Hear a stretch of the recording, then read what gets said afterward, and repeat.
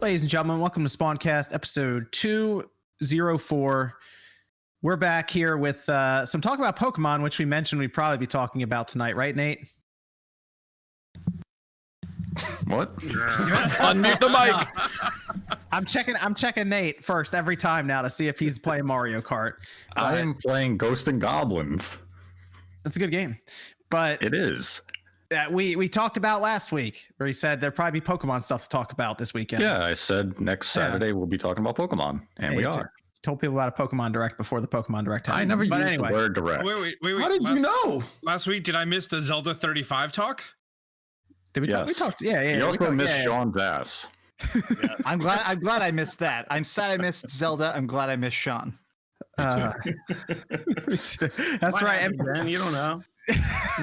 You also missed Sean's jump scare, where we have a nice conversation, went silent for a few seconds, and then Sean just screams out of nowhere and scared. The Knicks are playing tonight too, so you never know. There could be on your toes. We got MVG back tonight. MVG, what's going on? Hey, what's going on? Great to be back. Good to have MVG back in the Windjammer shirt, by the way. Solid. Correct attire. Correct Good attire. Game. Yes. Good game. You have that game though, do you? Yep. Oh, how much is that game worth? That game's worth some money. No, on the Neo Geo. Yeah, I bought it for about maybe 150. It's probably worth about $600 or $700. That's impossible to find. That's incredible. Jeez, you need to do a video. Have you done a video showing off your Neo Geo collection yet? No, one day I'll do it. You just need to get a camera, point it at a table, and just show off all your Neo Geo games, because that is crazy. You have so many of those. I don't know, man. I don't like flexing sometimes. You should absolutely flex. Hey, I'd like to see it. That'd be cool. Then we have Sean's back. Hello. Sean, you have any plans for tonight that people need to know? Do we have to put like the parental advisory sticker? You are wearing pants, yeah. Like we just need to make sure. Yeah, I'm wearing shorts. You know, you never know what to expect with me. That's the fun of it, right? You never know. Yeah. Never know. Nick's hit a 3. All of a sudden, Jeff Grubb's peeing himself. So well, they've been getting their ass spanked all game, but now they just cut it to 6, so it's getting exciting. Okay. We got OJ. What's going on? What's up, man? Good to be here. Shout outs. Good to have OJ here. We have our guest tonight. I had to bring him in because there was a whole lot of Pokemon stuff happening. That's Austin John Plays. How's it going, Austin? Hi everyone. RGT85 here. You want to tell people about that? You want to tell people about that story? Just everyone in the chat who's here early can hear the story about how we were at Too Many Games. Yeah, Too Many Games was like the first time like a lot of us like met up, and it was me and Bob Wolf. We were standing there, and someone I just got done talking to Bob about YouTuber visibility. Like you walk up and like you recognize that person. He's like, yeah, it's because I'm the guy with the scraggly hair. A kid comes up and says, oh my god, Bob, can you sign my Nintendo Switch case? And he's like, yeah, sure, no problem. I'm like, this is great. This is great. Do you know who I am? He's like, yeah, could you sign mine too? I'm like, it's like, oh, thank you so much, RGT85. I'm like, what? Yeah. So then I signed in RGT85. Yo, when was this? Too Many Games 2019. Yeah, it feels like forever ago now, but it was hilarious when it happened because Austin was like, oh, okay, let me sign RGT85. You gave the fan what he wanted. That guy's gonna tell stories. I met Sean Long. It was the best. It was a pretty funny story. Max, what's going on? How's it going tonight? I'm good. This week, a lot of news, and I finally played Persona 5. Strikers, great sequel. If you played the first game, play the sequel. Yes. It feels less like a Warriors game and more like just a straight Persona game. So it is pretty cool. It's a pretty cool game. And it's also I like an RPG that does something different. It feels like a good continuation. Jordan, yo, how's it going? It's finally your week. Finally is. It's been a good week. I'm finally happy that all these announcements are out. That people can celebrate Diamond and Pearl remakes and this new Arceus game. I saw Twitter. You can't tell me. I'm liking that Mimic you hoodie. Appreciate it. Yeah, it has all that the face and everything on the hood. Oh, I wasn't expecting all that. I just like that real small emblem that was there. Yeah, that's why I'm not wearing the hood up. Just like but yeah, I'm excited. Lots to talk about. There is a lot to talk about, actually. There is. We have Today's the birthday. Yes. Then we have Evan. Yep. keeping it locked down in the chat as usual. Has the really cool shirt, hoodie, all that for Spawncast 200 up for sale. So everyone, make sure you check that out. Jordan's got the regular international shirt on. Yeah. Ooh, wow, nice. Sir. Looks nice. Very good. Very good. And then, Jordan. and then we have Miss Click. I think she's here.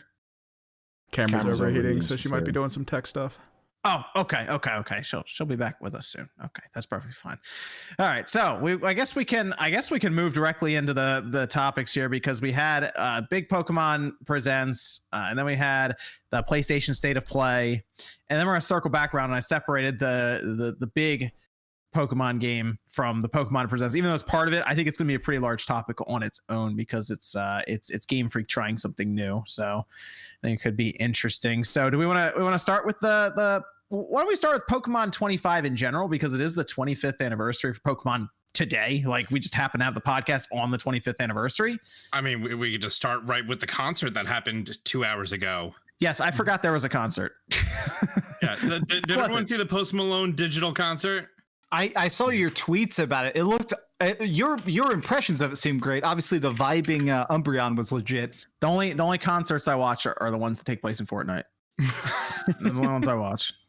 I don't play Fortnite. I just signed in for the concerts. The Pokemon looked really dope in there. They made Post Malone way too skinny, which was kind of off-putting. But and then it was just like 3 of his regular songs. There was Psycho, Congratulations, and another one, and then his cover of the Hootie and the Blowfish record that was used in a Pokemon movie, like 10 years ago or something. And like, all in all, it was just one floating platform that he was on, so it kind of looked like a Super Smash Brothers Ultimate stage. Interesting. I really thought he was going to close out with the with his rendition of the theme song of Pokemon, but I think they're saving that for Katy Perry, because they've been toting her as like the big headliner. They So I just think they're announced J waiting for Balvin. him. They did. That was the announcement at the end. So now we have 3 in total. I'm sure every time we get a concert or an event, we'll get the next person after that. I mean, it is Universal Music Group, which has quite the roster. It could be. It literally could almost be anyone, because it's that group. So yeah. So 25 years ago. Did he just? I think he just muted out the Discord because he hit some high note that Discord didn't even know what was going on. It just capped out and just cut it off. He warned us on Twitter. He did. It's fine. It's fine. D Rose, a halftime buzzer beater, like half court shot. Now we're up 2 going into the half, baby. Let's go. I don't even know what that means. Gibberish. Ball goes into hoop from far away. Okay. Oh, cool. I love ball hoop. Wasn't that what they're paid to do? Okay. So I was doing their job, bro. this Pokemon came out 1996, February 27th in Japan. Red and green. We didn't get it here in the US until 2.5 years later. It was like 98, September 98. So it was quite a while. Does anyone remember going and actually getting it that holiday? Or were you there day one? Well, so I ended up getting it day 2. What happened was day 1, a kid showed up on my playground and he had it. And I'll never forget, he bought red and blue day 1. And he was on the playground during recess and he was playing it on his Game Boy. And there was literally a huge crowd of like us 9-year-olds all fully circled around this guy playing Pokemon. And that was when I was like, okay, I have to do this. Because I was into RPGs a little bit, but that was like, so I literally the next day I was like, I have to get whatever this Pokemon is. So I think I got blue that holiday. I think I asked for it for Christmas and I got it. But I dealt with it on that brick Game Boy for like a year, maybe a little longer. Game Boy Color I didn't get till like almost, I think it was the end of 99. So I had that brick for a while, going through 4 AA's like every other day, because Pokemon was like 15 hours a day doing that, playing Pokemon Blue. And I never really found anyone who had a link cable. So I was always like without Alakazam or Golem or any of that. I was always like one step All right, below that. So I grew up very poor, and my stepdad was like saying like, oh, we can't get it. Surprised me on Christmas, got me a Game Boy Color and Pokemon Red. Super excited for that. And like, he saw how much I was enjoying it. So then he bought himself blue and a Game Boy Pocket and a link cable. And then I brought the link cable to school, and I was the kid with the link cable. Dude, you were the popular kid then. Whoever wants a Golem, done. You showed me like, Alakazam, Gengar, all 4. Come see your boy. you're like, I got the hookup, and you hold up your link cable. And then we learned how to clone Pokemon, so everyone had Mews and Mewtwo's. Yeah, when Mew's, and then they got to push the truck out of the way and all of this. It was something. But I'll tell you, actually, MVG. where were you at the time? I was playing GoldenEye on my Nintendo 64 or something. I don't know. I don't know, because I don't know. GoldenEye didn't come out till like that was later. We're talking. This is Not really. Yeah, no, because I was playing GoldenEye came out 4 years before. Oh no, that's the movie. I was 13. Right? I was 13. I was 3 in years 8th grade. before. I That's had about right. Pokemon, 2 years. Red, and Gold. We were playing GoldenEye at the same time. Oh, okay. Yeah, because I was trying to think of when Pokemon Red and Blue came out compared to GoldenEye. I don't know if GoldenEye came out in '99. GoldenEye was August '97. Red and Blue was. Oh, okay. September There you go. 99. Okay. There you go. Okay. Yeah. No, there you go. It All fits. Yeah, it does. So you didn't get Pokemon when it came out? No, I got in later, man. Like that wasn't really my bag at the time. Like I was already playing N64 and PlayStation at the time, so you know. Oh, okay. So you weren't one of the people buying up all the cards and stuff, so I couldn't get it as a little kid. Okay. Nah. Okay. Those adults existed then too. People talk about the ones buying all the Happy Meals now. No, they were around back then too, buying up all the booster packs. Yeah. Yeah, it happened. But yeah, everything just hit all at once. It was all the games, all like the anime, which by the way, if you go back and watch that anime now, the whole premise of Pokemon is a terrible idea. But like they send the 10-year-old kid off and like yeah. I was just thinking about. We were just talking about that the other day because like my daughter's 9. I'm like, there's no way in hell she's just all right. Bye, Dad. I'm off for an adventure in the world. Like screw that. Her Like, survival's entirely based on dogfighting. It's great. Yeah. It's like you don't know our home address, but good luck. Sure hope you know how to Pokemon works. Like Because he's got no money too. Like they send him up like Ash is like he's poor as hell. He has no money either. Yep. So this is so weird. This is weird. If you watch the actual Pokemon Presents, the first 4 or 6 minutes was going through the years, and I was actually surprised by how much stuff transpired from the first Red Green that came out all the way up until Gold and Silver. Like so many things happened in that period of time. They established the anime in Japan. They established the anime here. The trading card game. I think they came out with the mobile Pikachu that was based off of the Tamagotchi. Yes. Yeah. I would say at one point, not the pedometer one that came out with Heart Gold. Yeah. I mean, for a while there, the trading card game was way more popular than the video game. Like a trading card was out of control at that time. Yeah, but everyone was out buying booster packs. There were lines just to get like the starter decks when they dropped. And oh my god, yeah, for a while that was more popular than the game itself. It was very interesting. Though. It was like there was like the Triforce of Pokemon. It was the show, it was the cards, and it was the game. You did everything at that point, man. Like it was when you were in it, you were like wrapped up in Pokemon. I mean, that's how I was. I was playing so much Pokemon crap and trading cards. It was great. It was such a great time just because it was something completely new and innovative. Like we had not seen a game like, I mean, I bet there maybe was some game, but I don't remember playing anything like that back in 1999. And then in the palm of your hand, so you can play it anywhere that you want, which was just dope. You know, that was like the coolest things. Like, unless it was nighttime. Anyway. No, check guess what I got though. I got the little worm arm thing. The little slinky light. Yeah, the little slinky light. I used to be there like playing, and my mom would, what do you go to sleep? Yeah, they take the arm away. They take a little worm arm thing away from you. That's how they did it. It was a game changer the day I got the AC adapter. Yeah. Yep. We were doing a road trip once, and my parents got mad at me because I was in the back seat and I was holding my Game Boy up so I could use the taillights behind me to see the screen. And they're like, "You're being weird about this. Put your Game Boy up." I gotta stop for a minute. Click, how you doing tonight? Hey, hi. Sorry, my camera was overheating, so I made a mistake. Those Sony cameras. Actually, mine has never actually overheated, so I don't know. I haven't. I had it on. Used it for streaming for a long time. We were doing a patron hangout earlier, and I made the mistake of turning everything off before I came back on, and so I was dumb. But hi, hello. I'm sitting out because I didn't get to play Pokemon as a kid because Pokemon were demonic apparently. So. Yeah. But they regret that now, Mom, huh? People making all this money, huh, Mom, right? Not mad. It is the most valuable franchise now, just ahead of Hello Kitty. Interesting, right? What? Oh. Yeah. Valuable? Like profitable? Yeah, probably. Yeah, Pokemon's like 90 something billion and Hello Kitty's just over 80 billion. What? I just Jordan, I was actually going to pull the first booster set Machamp that comes individually wrapped from the rest of the cards. Yeah. You were the kid if you had that card. Dude, There was too. The amount of times I would see, like at school, my biggest memory is, aside from the rumors you'd have on the playground, it was the people who would always try to convince someone else to trade them a good card, and they would give a crappy card. They'd be like, no, you don't understand. You don't understand. If you have 3 of these in your deck, then you automatically win. Like, it'd be the craziest kind of like BS that you can come up with just to get. Wait a minute, we might have to get Miss Click some of the older Pokemon games so she can play through them. Oh, don't start My friend this lost. again, you guys. Which one should she start with? Fire Red. Fire Red's a good one. Fire Red. Yeah. We're not doing this again. Do you have a 3DS with a capture card? Or just so we were just talking about this yesterday. I don't want to get into the whole capture card scene. I have my 3DS, but the capture card thing is like too incredible. What about just like the GameCube and a Game Boy player? You just put the Game Boy Advance game in there. Yeah, you can do that. I mean, if you can find a Game Boy player with the disc at a reasonable price. You get the new Hyperkin Game Boy player thing, the little cube that's coming out. Oh God.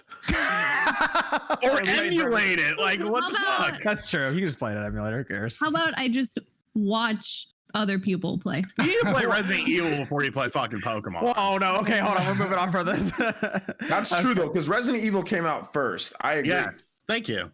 And it's shorter, much shorter. People say emulation in the chat. Quit it. No, we're not doing that. I'm not playing. I'm not playing with fire. I think that's against like gamer rule. Like you can't if you haven't played Pokemon or Resident Evil. Like, I'll make you a deal, Miss Click. If you end up wanting to play at some point, I have a spare GameCube with a Game Boy player, the HDMI mod, and everything. I'll mail it to you. You can play them. Just mail it back. If it breaks, I'll be mad. You, Max.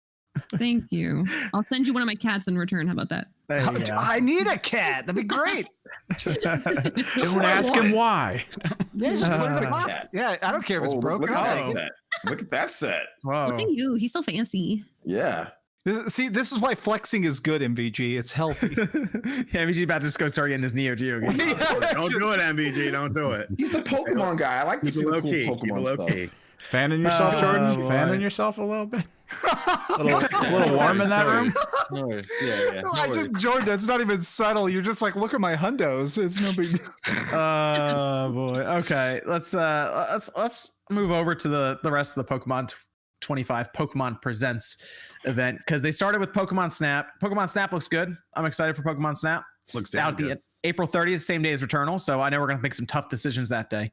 Yeah. But yeah, Pokemon Snap, I'm ready for it. I really like Pokemon Snap on the Nintendo 64. It was like another lifetime ago though, so it's been that long since we had Pokemon Snap. But Bandai Namco, every time they show it, the game looks better.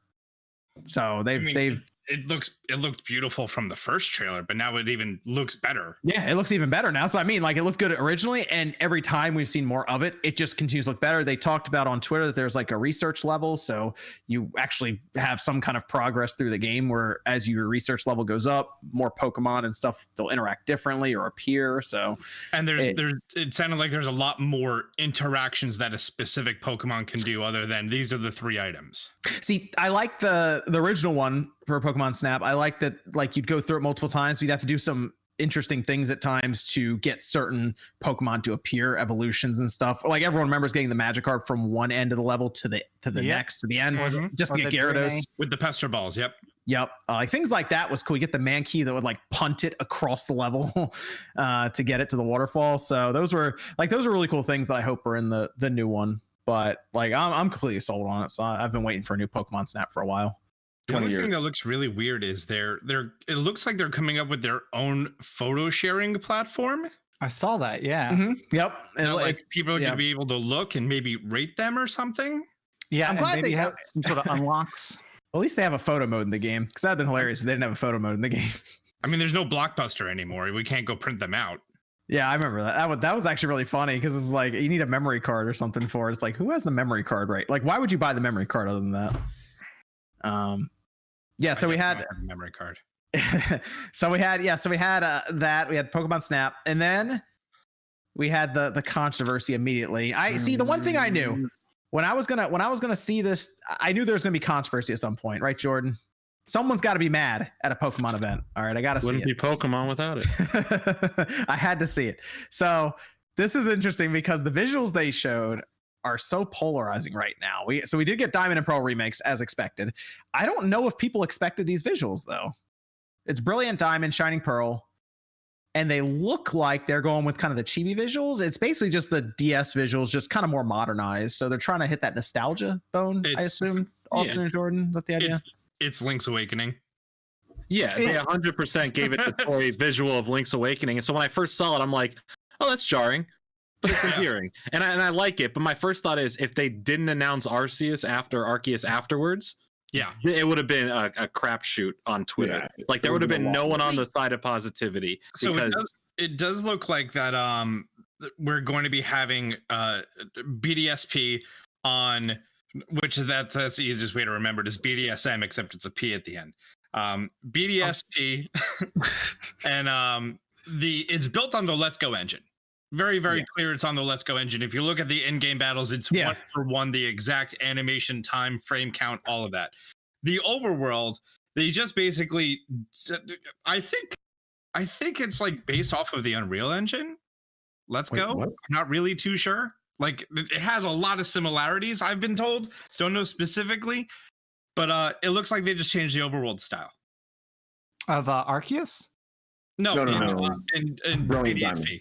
Brilliant Diamond, Shining Pearl. Here's the problem with Diamond and Pearl. I am someone who did not play Diamond and Pearl when they first came out. I had sort of moved on from Pokemon. Did Black come out before or after though? After. Okay. I picked up Black randomly because a housemate of mine just randomly got into Pokemon. And so he picked up White and I picked up Black. But I was pretty much over the Pokemon franchise. So when I heard that these were getting redone, I was kind of excited for it. But what they showed obviously was trying to tap into nostalgia of Pokemon Diamond and Pearl fans. And I think it did a bad job of trying to bring in people who aren't nostalgic for those games into it. Because I looked at those games and I was like, you're going to charge $60 for each of these? Are you out of your fucking mind? Like, it did absolutely nothing for me. And it did nothing to make me want to play those games. But you're also looking at it at face value. That game, there's more than just the town and the area they showed you with these little, like the game itself back then was still fine. And I think they are going to do some quality of life and some other updates. Otherwise it's a faithful adaptation is what it looks like. And I think that's fair criticism. I think 60 per could be a steep ask depending on, but hold on, because they got 60 for Mystery Dungeon. I mean, I feel like I'm the only one who will pay 60. They got 60 for they got 60 for Let's Go, and there's no wild encounters. There's no it's what Pokemon Diamond and Pearl. That's my favorite Pokemon game, by the way. I absolutely love it. It's my favorite one. Pokemon Diamond and Pearl is like 10 times bigger than like the original Pokemon games. Like everything that they put in there is just nuts. At the time, it was the most innovative, like it had voice chat, it had online, the wonder trading thing. Like you can leave a Pokemon there overnight. Somebody would trade with you. It was like revolutionary for like the Pokemon franchise, like to the modern age. Yeah. That was the first game with the GTS, right? Yes, exactly. Yeah. First game with the GTS, you go there, and it was set up brilliantly too, though. It wasn't like it was bad to set up. The game just played kind of slow just because it was a DS. But the game has tons of content in there. But I agree with Sean's assessment on it. Looking at it, it just seems like, oh man, this looks like absolutely nothing. But there is a ton of gameplay wise. It's one of the most solid Pokemon games ever made. But what I'm saying is like, as someone who doesn't know shit about those games, I can only base it on what they showed me. And what they showed me, I was like, oh wow, we're going back to, is this coming out on 3DS? Bring it back at 3DS, baby. Let's go. I completely agree with you. I completely agree. We're talking about the announcement trailer. This isn't the first trying trailer, to sell you on it yet. I don't know. I think every trailer. I know you want it. I mean, Sean, I get where you're coming from, and I agree. There's definitely I think it goes back to like, even with like me, like I'm a huge Crash Bandicoot fan and a Spyro the Dragon fan. And when Crash 4 was $60, I played it, loved the game. I can see where it's not worth $60 for a lot of people. True. And I think that it really depends. Like, obviously, if you're OJ, this game's $60 all day. There's enough memories and nostalgia that's going to bring it through. And there's probably going to be new stuff to explore. And it's just a nice revisitation, hopefully, of the game. But you're right, Sean. As someone like, who hasn't played it or they're trying to sell it on, it's definitely that I'm pretty sure, like, obviously Pokemon wants to sell the games to everyone, right? But that's not Diamond and Pearl. The remakes really feel for the fans of Diamond and Pearl. That's what it felt like to me. They're like, okay, look at this. Everyone look at this. Okay, now look over here. Here's what we're really working on, because this was the thing that got me was, hey, Diamond and Pearl, we didn't even make the remakes. We had this other company make it. Well, we're working on this. So that's where I feel like, okay, it's like a small thing that, I mean, it's big. It's Diamond and Pearl remakes. I'm excited. I've been nostalgic for Diamond and Pearl for the last like 12 months. It feels. I've been really, excited. You've been talking about this for a while. Because I'm excited. I remember playing the games on the DS, and I want to go back and revisit it. But 100%, if I'm outside the Pokemon scape, then yeah, $60 for these. I'm going, for what? It doesn't put off as much as like any of the other games that we've seen recently and like announcements to really sell that price. But again, they haven't announced the price. I'm sure, unless and pre-orders can it's going to be 60. No, I will say I do think it will be 60, but you never know. What if the orders? I mean, it's up right now. You can order it now. Right, but prices are subject to always change, though. Well, so here's what I think. I am a hater. I talked about this a couple of years ago when Sword and Shield came out. I'm a Sword and Shield hater. I did not like Sword and Shield. I did buy the game. I did play the game to make it to be honest about it. I didn't want to just judge it on trailers and stuff. I really liked the Gen 4 remake art. I think I'm really won over on it, and I'm definitely a fan of Arceus. Both of them look good. They're very early. Those trailers certainly had some low resolution, low frame rates, but I'm still on them. We're not talking about Arceus yet. Not talking about that yet. So here's one of the reasons I'm okay with the art style they showed. One, because it's Ilka the ink. It's like some other company brought in. But two, I feel like if they made it look like Let's Go, or they made it look like Sword and Shield, it would just kind of blend in a bit and get lost with those. Oh, smart. Yeah. Like, I'm okay with them making it look like a Game Boy Advance or DS game for the remakes, because I know they're going for nostalgia. What were you trying to say, Click?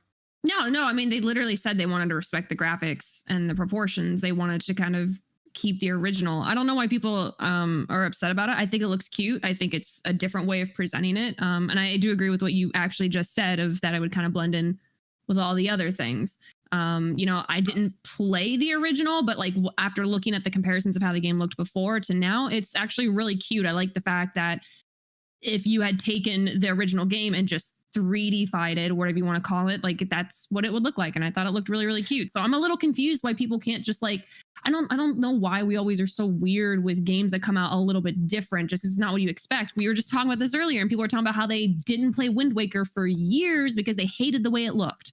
And they finally gave it a try, and it's like their favorite Zelda now. Yeah, so, I did that. I'm dumb as hell. I was one of those dumbasses. Like, just because it looks different, the price point, like that's a different conversation. The way it looks, like they're gonna, if they want to respect the original and have it look like it would in a modern age, I think that's really cute, and I think that's unique. I think what that they did on it, like if the game looked like Sword and Shield, it would have had a way worse reaction. If this game looked exactly like Sword and Shield, it would have been literally like, oh, okay, these remakes are ruined. But because they Sword and Shield engine for this game and just like use the same coat of paint for it, it would get a lot more hate. And I think they made it very clear, especially with announcing both the games, that they're following, that the Pokemon Company is following a very specific formula here that is working for another series right now. Okay, if we're going to remake something, we're going to respect it and make it a similar art style. And then when we're going to go do something new and big, we're going to try it out. So like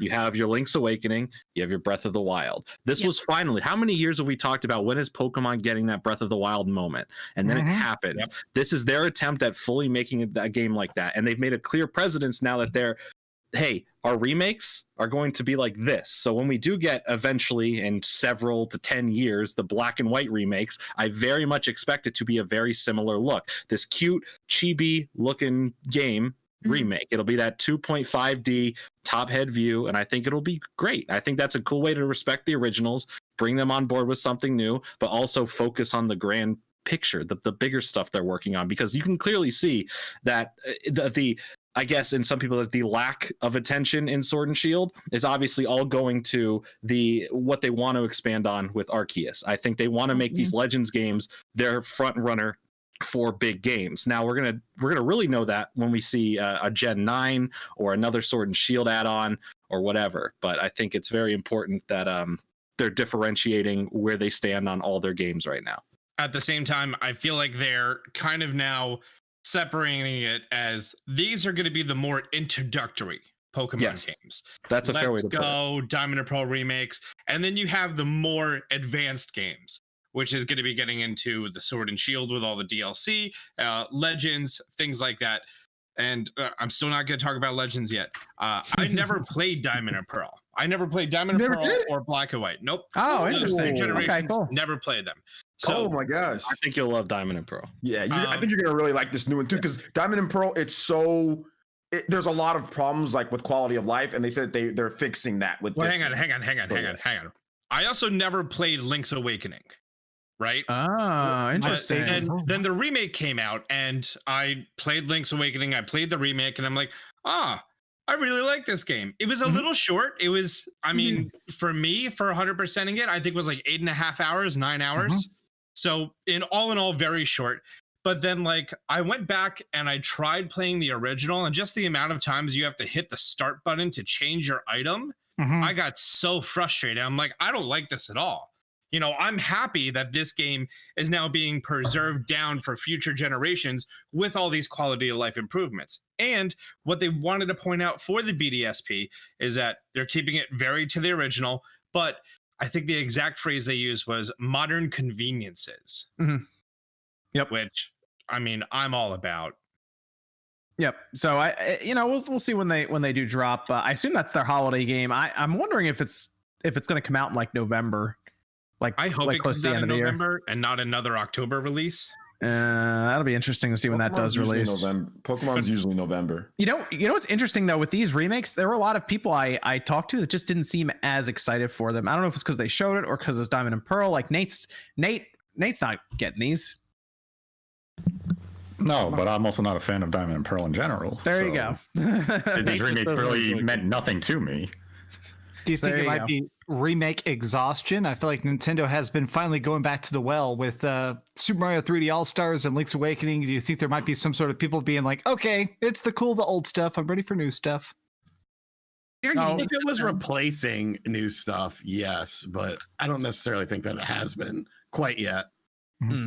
Okay, so we had the remakes. Then they did go to the next big project that everyone was really interested in. We can just move right to this while we're here. Pokemon Arceus. That's literally the fucking Pokemon. That's why I fell out of love with Pokemon, because I wanted a game like that, and then they fucking finally did it. And yes, the graphics were kind of choppy on it. Animations need work, but fucking hey, man, thank you for finally fucking doing that. They Open world feudal Japan. Ooh, a lot of work to the animations. The animations are hot garbage. Did you see the Chingling? The one that was like 2 frames. It was like jumping. Yeah, Chingling was moving at like 2 FPS. But dude was really bad at like maybe 10 FPS. Why didn't they just fake the footage like CD Projekt? All right, we got the formula down. I mean, even the combat animation they showed still needs to be fleshed out. Watching the one like kicked and then the ball. Riolu, and some people are saying that might be quick attack or extreme speed, and it's supposed to look like that. But like the character kind of just like moves forward, does a spin kick, comes back, and then you see a bunch of kick animation things. It just looks really off-putting. But hopefully, they got some time, so we'll see. Yeah, early 2022, and that's interesting because we're gonna get these 2 Pokemon games probably within maybe 6 months of each other. Yeah, that's pretty. One and not the other. That's pretty quick though, if you think about it. We're gonna get 3 Pokemon games possibly in Nintendo's next fiscal year. Well, hang on. Nintendo never releases, or Pokemon never releases right at the end of first quarter, because they always have that huge Pokemon announcement. So it'll be at latest or at earliest 3 weeks after that. So we're looking at the 3rd week of April, or we're looking at mid-February. So it might fall out of the fiscal year. It might be 2 Pokemon games. I will say, I think there's a chance that Pokemon Legends could end up actually being pushed to later in the year. I hope it gets pushed. The footage they showed and the scope of the game and what they're describing, that sounds like a game that we're used to getting delayed. World that they showed looked so empty. That was my other concern, because the way it was described is that you're not going to be seeing a lot of people in the game, because it's like we're going out to Sinnoh, and it's like you're basically discovering, creating the first Pokedex. So in your mind, you're like, okay, so that means this is an uncharted, like, island or whatever. It's an uncharted region. So I don't expect to see a lot of people who have set up camp here exactly. It's going to be interesting how they choose to tell this story, because this will be like, the Pokemon has been very story based with stuff like Black and White. Like that was like when they really tried to make a very deep and fleshed out story. But with Legends, it's very interesting because this is now they're going into the lore of Pokemon, the stuff you hear about or you can find in the world of Pokemon and kind of piece together. We're going to learn about, and starting with Arceus, everyone's like, why are you picking Arceus and all that? It's the Pokemon god, the creator of everything. Of the 3 states of matter. Exactly. Like nothing would exist without Arceus, and I think it's really important. I think it's cool that they're going this far back to tell the story of that, the original Pokedex, the original Pokeball. These stories are going to be so interesting, and then I'm sure we're going to get another game in this series, like a Legends Mew, and then explain from there. Like these games are going to do so much for the Pokemon lore that has been talked about for 25 years but never fully explored, and that has me interested more than any of the mainline Pokemon games to ever come out after this, because that's where my focus is. At the same time, now they're able to get away from the gym leader format. They've been trying to get away from the gym leader format for so long. This is the thing that I'm really happy about. On Ultra Moon, they did the Z crystals. It was just gym leaders, and now they have the Pokemon Master Stadium. It was just gym leaders. Now they said there's no gym leaders. There's no gyms. There's no towns. Yeah. What is the progression mark? I think the progression of this game, if people really look at it, is we can look at something like a Monster Hunter. You have your main hub town, and then you're going to have regions around it where you're going to go that exploring. You're going to find the Pokemon there, and that's how you're going to build the Pokedex. Very similar to Monster Hunter's, the Beastology thing. I think it's going to be that type of setup. Now, this is risky, because this is not going to appeal to the casual market for the Pokemon games. This is going to be a more core-oriented Pokemon game. So, appeal right there is going to be a little more limited, but this is a good progression for the series. It's showing evolution for the Pokemon series. We finally are getting, as Sean said, this open world Pokemon game. It's the game that we as children envisioned Pokemon to be. And if this is the direction they're moving in, I applaud it. Let them have this secondary mainline franchise where we get this exploration, lore-driven game. Keep the other main line of whatever you want to call the next one, Shoe and Sneaker, and let that be the linear progression one, but give us this option. And if you want to continue Let's Go as the other casual friendly game, by all means do so. They're covering the entire spectrum of gamer interests by doing that. Having those children friendly games released for holiday because the parents are going to be gifting it, as opposed to this is going to be more for us adults. Yep. I'm happy. I'm just happy to see Game Freak actually do what I've been asking them to do for years now and try something new, because as you were saying, break away from like the normal Pokemon formula that they're used to with these mainline games where it's like, okay, yep, we're going to go through, you're going to go gym leaders, all that stuff. This is like wildly different. And at first I thought it was going to be the reverse. I thought we were going to find out that Game Freak is doing the Diamond and Pearl remakes, and then some new studio, Ilka, is going to try this, and he'd be like, okay, we'll see that. No, this is Game Freak, who's like, oh nope, we're going to try something completely different here. And I'll be honest, they're not great at 3D games. Does that make you nervous? They're still trying to a little bit. They're still trying to figure it all out, transitioning from the 3DS and all of that to the Switch. But I think they need to do something like this just to really get moving with the Switch and all the stuff that people are expecting from. This is their third one, though. I mean, Game Freak's the slow learner. Let's Go, and then you have so for me, I'm looking at the footage, and it's not about necessarily the footage right now, because that build is probably old at this point, because like they had to plan this for a while. So they have we just saw proof of concept. That was it. Yeah, exactly. It was just a proof of concept. There was not much to it outside of that, and that's what gets me excited. I don't care, like when they show it off next year, and then I can kind of say, like, okay, like they're messing up here. The graphics aren't good, but right now there's just proof of concept. And like I said, I admire that, because they could have just faked it. No More Heroes 3 did that. Look at what we saw with No More Heroes 3 recently. Look at the original No More Heroes 3 when they first I thought my glasses were off when they showed. Yeah, they just showed some fake, not real gameplay of the game. Cyberpunk, same thing. These developers do the same thing, and people like get all hype. I mean, we got hyped for a title screen. You know what I'm saying? Like everyone's, it's the greatest thing for Metroid Prime. The game's not ready. Whoa, that was at least a full GIF. I mean, that was like 10 full seconds of motion. I know, but you know what I'm saying? Like it's like people get, this is great. Everyone had great impressions of a title screen. Oh, but by the way, the game's not. It's scrapped. Now we got to start all over. That's why they're not showing us anything these days. Yeah, right? We haven't seen anything because they don't want the same reactions that people got right now with this. Wait, so what's all this say about Bayonetta 3? Dude, I'm telling you, they're gonna wait till Wait a minute. A lot of I'm things. telling you, they're gonna wait till everything's perfect and then show it. But It's out tomorrow. Here's the trailer. Right. like Austin said, though, they need to shore up a lot of stuff. It's still nowhere near ready, but they've got plenty of time to do it. And I'm excited for the concept of trying something new. I think them smart for taking a them chance. to not work on the remakes at all. It was smart of them to say, you know what, we need to reshift our priorities to this, and we can easily, outsource this one and just oversee it. You think This there's is the first time that we've heard public that to that of our knowledge as the public. There is no A team, B team at Game Freak Creatures Inc. Everyone is working on this one game, and this game is made by someone else. Because normally it's the A team works on Sun and Moon, and then the B team works on Ultra Sun, Ultra Moon, and then the A team works on Sword and Shield, and then the B team works on DLC 1 and 2. Which team worked on Little Town Hero? I just want to make sure. The ass team. It's they have a small group of people within the B team that think of new ideas, and the that's interns. like, no joke, like that. Those are the That's people that work actually on it. what they do. Yeah. The B minus team? When Omega Ruby Alpha Sapphire came out, they were like, okay, so take the X and Y engine, make it ORAS, and add some other things in there, make some new megas to follow with the theme, and they did. And I loved ORAS. Omega Ruby Alpha Sapphire. Shout out to Dr. Claw 411 for becoming a member. Thank you, Dr. Claw. Hey, Claw. I gotta say, I'm more excited for this than I've been for anything Pokemon related ever, except for Pokemon Stadium. I was more excited for Pokemon Stadium as a kid because that was the first time we were ever seeing him in 3D. This feels like that level of jump. It feels like we're about to do something that's never been done or attempted or seen in Pokemon before. And that I'm price point wasn't hype though. That was Did you see that? Did you see that tree though? Did you see that tree? You know what? That tree was about. We'll burn it. We'll burn it. Some nice trees.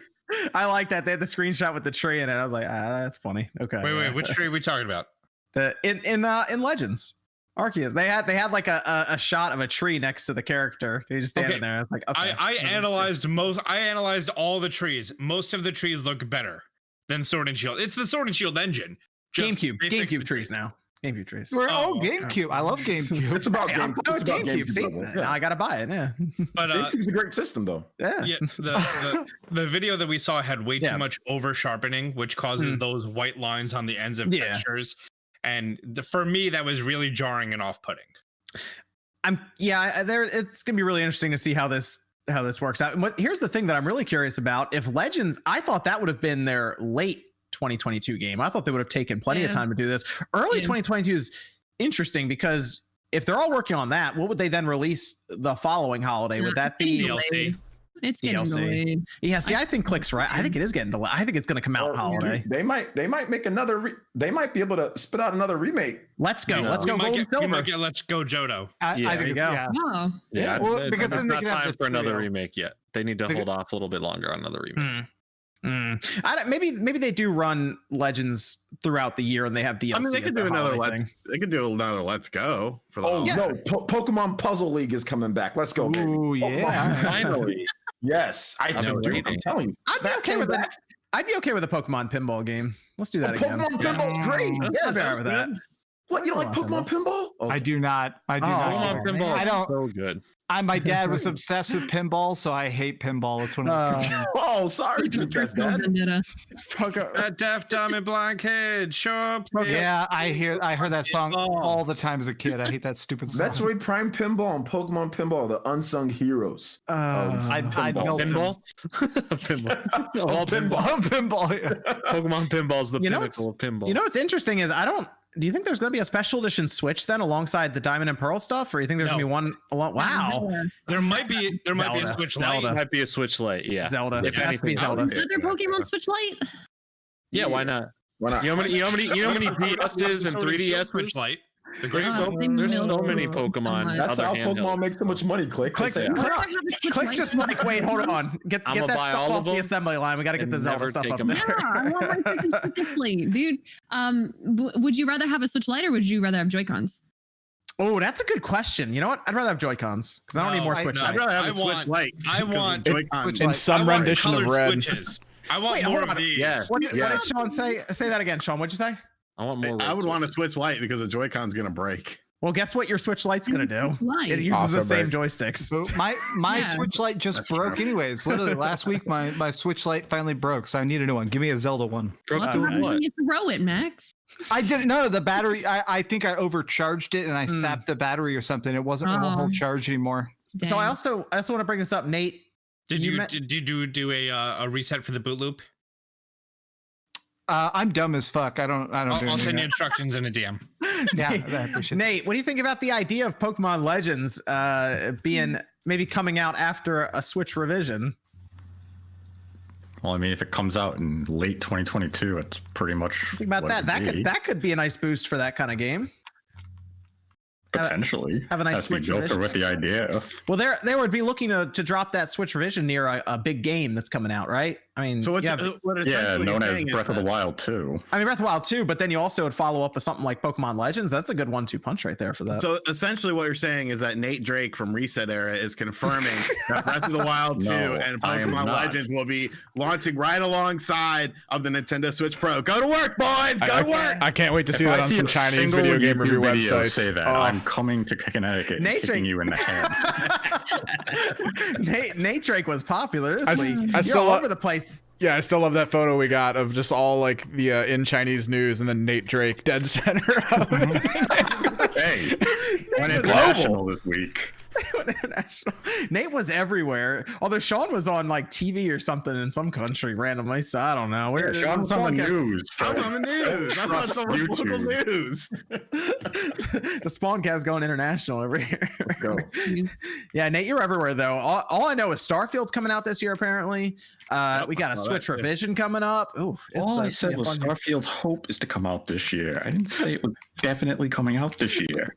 Then Chinese media is saying I report the screen of the Switch Pro is gonna have like give birth and make everyone billionaires. I never said any of that. Are you calling China a liar, Nate? What the? No, I'm calling the Western media liars who the Chinese then picked up. Boy. What a fun week. Western media. It was a fun week. It was a lot of fun here. MVG, what do you think of that? What do you think of that Pokemon Legends game? Any thoughts on this from a person who was playing GoldenEye back then? I'm gonna pick it up. I think it looks pretty cool. Okay, you're more interested in this one than the other Pokemon games. I mean, it's open world, so I definitely want to check it out. Like, I mean, like everyone else, it gave me that Breath of the Wild vibe about it. And look, I wouldn't put too much stock in the graphics and the frame rate right now. I mean, they showed us. I mean, I don't even know what this is. It's not even an alpha build. This is like just a developer build off a developer's machine. This is not anything what we're going to see. So I think I'm pretty excited about it. I'll check it out. I think it's going to be pretty cool. Nice, I just want to throw this out there. Did you guys see the leaks? Yeah, they went up ahead of time, and it was actually correct. The Corviknight riding and the mountain climbing. Yes. Oh, I didn't see that. Yep, and apparently Pokemon riding. It's an active. The battling is like it's an active battle system too. It's like isn't it active ATB? But people are thinking that might be true for boss battles, not for regular battles. More like but there is climbing. Yes. Yes. Breath of the Wild down, baby. They really did just feel like looks like you are climbing in Breath of the Wild. You're gonna absolutely get a pterodactyl and like. Well, hang on. Again, none of this is confirmed, but it is in the exact same art style as the trailer, and this was before the trailer came out. This was 3 hours before the trailer.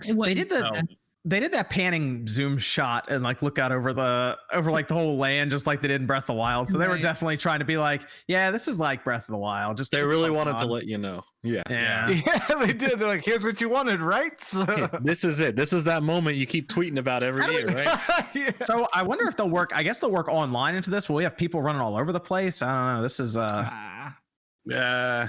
Let's not get too far ahead of ourselves. This is Game Freak. This is Game Freak, I was gonna say. they're a little behind on the You think there's gonna be 2 versions of this game? No, not ours. Not our I don't think there's gonna be 2. No. Interesting. That's what that'll be real interesting to see the sales for this, because I think some of the Pokemon sales are generally inflated because there's 2 versions. I wonder how that'll go over then with just one version that, as Nate says, a little more core. I personally think, man, I think this is gonna blow up, and the reason why is because it has that Breath of the Wild moment, like a lot of you guys spoke about in your videos. Like a lot of people that are outside of the Pokemon pantheos are going to try this one out. Heck, it might not even be like, let's say it's not as good as Breath of the Wild, you know, whatever. I think a lot of people are still going to try it out and give it a shot. So I think it's going to make up for it. I think it's going to sell a lot. I think it's going to sell to the Breath of the Wild sell 20 million plus for Breath of the Wild. All right, this is a minimum 10 million seller then. Breath of the Wild has sold 32.14 million. No, it's not. Breath of the Wild doesn't sell that much. 21.45 on the Switch, 1.69 nice on the Wii U. No, I thought you say 34. I thought you said 34. 23.14. Okay. Did I say? My bad. I thought you said 34. No, my bad. Okay. Yeah. With the Wii U version combined, Nintendo doesn't count the Wii U for anything anymore. I was just counting the yeah. What's that? Like, huh? Yeah, who? Yeah. I'm counting in 10, 15 million sales easily then on this. For hang on, just for a quick comparison here. Breath of the Wild on the Switch sold 21 million units. And Link's Awakening on the Switch sold 4.57 million. So significantly less. Pokemon Sword and Shield on the Switch sold 22 million. Let's Go sold 13 million. Listen, we need a good boycott to get those numbers up. All right, I'll fall on the dagger. I'll claim it sucks. Say everybody shouldn't buy it, and then I'll buy it myself. It'll be get that boycott going, and we've got Does an it easy suck? 25 mil. Does it suck? Does it suck? I don't know. And watch 8 of my videos to find Do out. a YouTube short and make that be the video. Does it suck? Evan, I don't know. I don't know. And play it. Let's figure it out. You let me know. Comment down below. Did it suck? Yeah, and it's just 9 minutes of me sitting there reading comments, reading comments, and the last doesn't suck. Oh, this guy likes it. Evan, we have any Discord questions, Evan? We've got quite a bit. Something. Okay, let's roll. This guy. Something I feel doesn't get talked about in Pokemon games is how good the music is. What are your thoughts? Any memorable tracks? Team Rocket bass from the original Pokemon Red and Blue is my favorite. I mean, just recently, a lot of people like some of the gym battle music that hits. Yeah, it does it pretty well. It's way too good. The actual gym battle, and then once the Dynamax comes in, so it goes like, it hits. That's the first. That's the first thing I've ever remembered from Pokemon music in a game. You don't remember Other than title screen Red Blue. Like Elite Four, like with Red and Blue. Like you don't remember like against Lance and all that? The trick of sword and shield is it's layered. Yeah. Yeah. Get hit with that DMCA right here. Yeah, we're gonna totally get copyright strike for this. Yeah. I think Hoenn had some of the most memorable for me as a kid. The third gen had some of the hose. Well, language, please. What's another Discord question, Evan? Who predicted that the Pokemon Direct would have the most positive reactions of all the announcements this week? No one. Well, it did and it didn't though. It kind of had like both. Hang on. Ever since the dumpster fire of going forward, Pokemon games are not going to have all the Pokemon, that hit us hard. But now looking at the games that they just announced, it makes sense. But how good was this Pokemon Presents? They literally said, "Hey, we know what you want. Here's this. Goodbye." They didn't hesitate. They didn't stutter. They didn't say, "Okay, let's talk about Unite. Hey, let's talk about this." Which there I was surprised there was nothing about Unite. But I will give it credit. It was just, here's the stuff you need to know right now. Goodbye. I will give it credit because I wasn't going to cover it at all yesterday because my grandma was coming over for lunch, and so I woke up and I happened to look at my phone and OJ was streaming it. So I actually watched it alongside OJ and I was like, oh, the new Pokemon Snap looks good. And I was like, ew, this is Diamond and Remake shit. And then they did Pokemon Legends. I was like, holy shit. I was like, I got to film. I got like an hour to film this before my grandma comes and I'll just edit while she's here or something. So that's what I did. Thanks for coming by. Yeah, I did see you by in the stream. Thanks for coming by, dude. I appreciate it. Yeah, no problem. Granny, get the lights. Yeah, right. Nana, no, the tripod. But I do think it's weird that between like the Zelda announcements and the Pokemon announcements, this whole year's their anniversary, and everyone's like, but they didn't tell us everything right now. It's the whole year. Pokemon has way more announcements throughout the year. Legend of Zelda series has plenty of announcements to come this year. I'm sure of it. So like a lot of people like, oh, we didn't hear about Detective Pikachu 2 or Sleep or Unite or this. Like, we'll get to them, I'm sure. No, they must announce everything now, Jordan. No, Jordan, stop speaking lot. No, listen, they must announce everything now. We've already seen in the past when these companies blow their loads too early, everyone gets disappointed by the climax. Being okay? blown. I want my little bean blown out. Oh. Empty balls. So let's just appreciate some of the awesome stuff that we got. If you're a Legend of Zelda fan, we didn't get to see Breath of the Wild 2, but you get Skyward Sword. Awesome. All right. We're not going to have the whole debate about price again. Just if you're excited for it, great. If you're not, oh well, there's more announcements to come. Same thing with Pokemon. Hey, here's some really cool stuff. Here's one and then another, and then we'll talk about some more awesome stuff. But by the way, right now we're going to give you Snap 2, a game that everyone's been asking for 20 plus years. You know what? I haven't seen anyone have any real pushback against Pokemon Snap. Everyone's just excited for Pokemon No, Snap. everyone's. I'll pay $60 for taking pictures, but you want me to charge $60 for something else? I'm on the fence about that. See, I'm someone who doesn't fully get it. Like I mean, I'm not picking it up. You didn't take photography. I think it's less that everyone likes it and more that the people either like it or people just kind of meh and just move on. Well, hang on. You know what? I would say if you play the first one now, it's a short game. You could probably beat it in about 6 to 8 hours. But just like you're gonna replay the same 6 or 7 levels over and over and over. Why? But you're gonna take pictures. You get new items. So your first time you have no items. You only have a camera. Your second time going to the same level, after taking enough Pokemon pictures, you have these little apples, and then you could throw the apple, and then you could lure the Pikachu over to the surfboard, and then he hops on the surfboard, and then he starts riding an imaginary wave, and you take a picture, and then Professor Oak is like, oh, because it's a nice picture. It's sort of a blend between an on-rails shooter and a hidden pictures game. It's pretty much what it is. Back then, it's exactly an on-rail shooter. Yes. Back then, it was good to get these insane photos. So you can actually go and print them out. That was the big allure. That I can get these printed out. And plus, you had 2-inch stickers at a Blockbuster. I can go to the other room over there and just print one out right now if I turn on the Snap station. But for Snap 2, the big thing is, hey, now you can put it online and literally get ranked by everyone and go see how and what they can do. That's the smart aspect of putting that into a modern day setting. I miss the community element that we used to have. I guess the Wii U, DS era is the Wii era, like being able to share things online. Like I miss being able to do that. I think the only thing I really know of is like the lobby in Splatoon. I don't really know too much else other than being able to share things, obviously, to like social media now. Now you can go to Pokemon Twitter, which is extremely toxic, and say you like the games, and everyone will tell you suck, and that's great. That's kind of like it, yeah. I actually like going to the Pokemon Twitter, and when people throw a lot of negativity, I like throw something really positive there, and I basically say, yeah, everyone who says bad things, ignore them, and people are like, yeah, I'm gonna enjoy things. I'm gonna enjoy things because I want to. Where it's like things. How dare you? He emailed me this morning and said F me because I liked Pyra, Mithra, and Smash. I saw that. That was great. I was cranky this morning. I'm sorry. Evan, we got another Discord question. Apparently, there was some speculation that Pokemon Legends was originally intended to be the Diamond Pearl remake, but it got too ambitious, so they had to hand it off to another team. Any thoughts on this?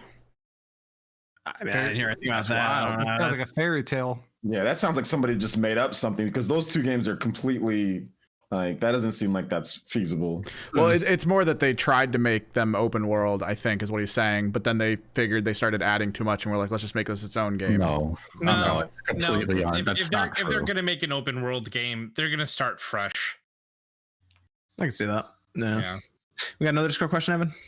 I think that's most of the Pokemon ones. We can just throw this one. Should I play Persona 5 if I really hated the social part of Fire Emblem Three Houses? It's from no, it's very core, and it's more the game is outside of dungeons than inside of dungeons. You go to classes, you get day jobs, you have to date people if you want to get all the good magic and stuff. If you do not enjoy what they call that content slice of life, don't play Persona 5 because you spend a lot of time just hanging out with teenagers. Yeah, also with Fire Emblem, you can skip. You don't have to do all that in Fire Emblem. You don't have to do all that. You don't have to do anything in Fire Emblem. All you got to do is the battles. Like, to be honest, you don't got to do the school stuff either. Everything's auto in that game if you don't want to do it. And that's what I did, which is why I probably didn't get the full Fire Emblem experience. Yeah. Oh, you did the auto stats and everything? Because I love the battles. I love the the new graphics and stuff. So yeah, I was kind of like, yep, just fill out the forms for me so I can keep killing people. I guess technically that'd be a good way to breeze through other playthroughs if you don't really care to. Okay, yeah, good point. Let me go through some of the super chats here. River Elder says, "Is OJ on the Spawncast?" Yes, he is. Yeah. How much did he pay you for that? $5, I think. $1.99. Not enough. Nope, not answering. $5 minimum. Joe says, I think it's worth noting that Final Fantasy 7 Intergrade is probably $10, and the $70 tag is for the entire game, including Intergrade. Luke says, just started as an associate dev at an up-and-coming studio. Hope to be featured as a Spawncast topic someday. Nice. Sketch. Start the scandal now, buddy. Start it now. we will roast you. Sketch and Ink says, is modding a DSi hard to do? I want to play GBA and DS games, but a DS Lite is hard to find around me for cheap. I have never modded a thing for reference. What's your It's take on easy. that? Watch my video on it. And I he's got it. really do it. Is it you Why play? not- Do you play Half-Life on that? Why Yeah. not just use a regular DS? DSi is way better than the DS. Yeah. Like the screen is like way superior. It has more way RAM, superior. is it right? Oh wow. Yeah. Mhm. Yeah. All right. I never. T-Joe says, between Sony's censorship policies and closing Japan studio, it's basically confirmed that they don't care about Japan at all, and it makes me sad. That's been the rumor for the last couple of years, is that Japan's sales have been going down in general and Western sales are going way up. So they're like, okay, if we want to keep being successful, we need to focus on the West. That was some sad news too. It's I not know. a rumor. It's something that I've been It's- reporting on for the past 8 years, and I it's was trying to pretty tell obvious. people that that's what's happening. And that- people dude, throw that- stuff at me and tell me that I'm wrong, and then now we have this happening. Well, I meant the word rumor is in that we haven't seen Sony come out on stage and say fuck Japan yet.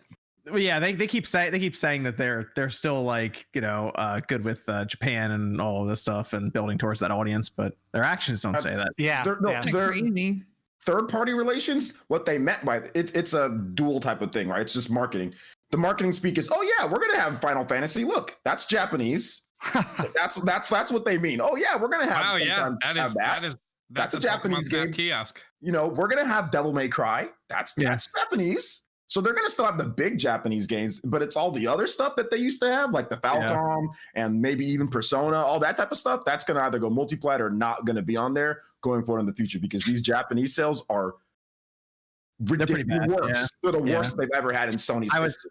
I was saying that Ape Escape tweet from from like last year, like what is that, June or July or something, where they sent the He's ape going back away into the from the woods. jungle. You put him back in, they snap Fuck out outta of here. the office. Dude, Yeah, that was like, Goddamn primate. Dude, honestly, that tweet is real sad now because we realized that it was them probably sunsetting it. It's way sadder The now. biggest problem, though, from what I understand, was Gravity Rush. That was the biggest thing that really bummed them out, was Gravity Rush Like, failing.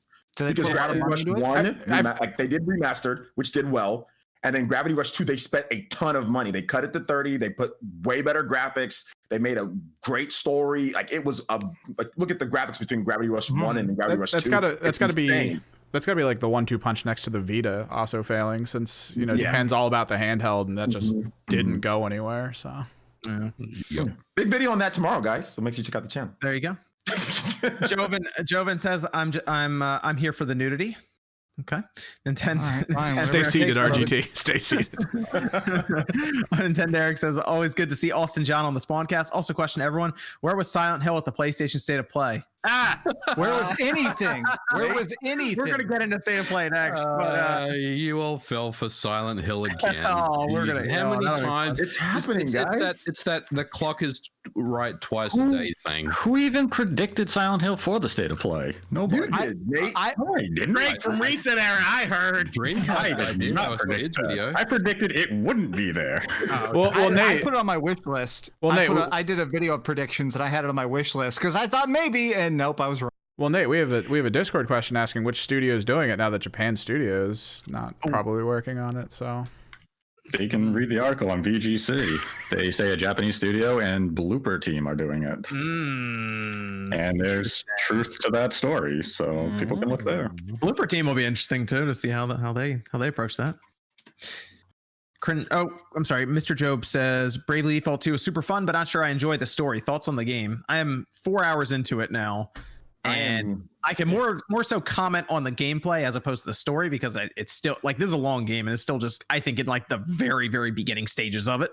But the gameplay reminds me of classic JRPG, and I have the same nostalgia for this as I did for when I started playing Dragon Quest XI, and I really like Dragon Quest XI. Kind of that old school JRPG feel. So I will comment on the story without spoiling anything. Bravely Default games historically, like the story starts to all make sense towards the end. There might be some bunch of stupid stuff that you have to do and whatever the case is, but all towards the end you're like, oh, I get it. And that's how Bravely Default 1 was. That's how End Layer is, and that's how this game is as well. So keep with it. It'll all make sense with the crystals and everything towards the end. There we go. All right. Xavier says the whole Spawncast family is here plus a guest. And Cringe Lord said, Austin, where did you get the element swords in the background? They look dope. Also, everyone keep up the great work. Love all your content. Thank you. The elemental swords, my buddy Philly Beats You found them, and they only had the electric and the ice. They didn't have the fire yet. The fire was actually really difficult because there's a lot of LEDs in there. It's called Hylian Store. I can actually just throw a link in the chat. Oh, Hylian Store is taking a short break. Okay. Paused until March 1st. So what was the name of the person? I could tag them. That was Cringe Lord 216. Cringe Lord is awesome, by the way. He's actually real legit dude. They're not in the chat anymore, so I'm just gonna throw the link in there. Great. There you go. Andrew says, "Oh, but hang on, they do this. They do something." This is the flex cast. Everybody's getting flexed on. Oh, let's go. I got nothing. I got a new Joy-Con, and I like my finally not broken is my 5th Joy-Con or purple. Don't worry, it'll break soon. I know, I'm gonna break it. I have a broken one right here. Andrew says Pokemon Legends Original Dragon, a black and white pre-make. Joven says, why does John read all super chats in the same tone? You do. It's everything from I just had my first child to my entire family died in a car accident. You're like, okay.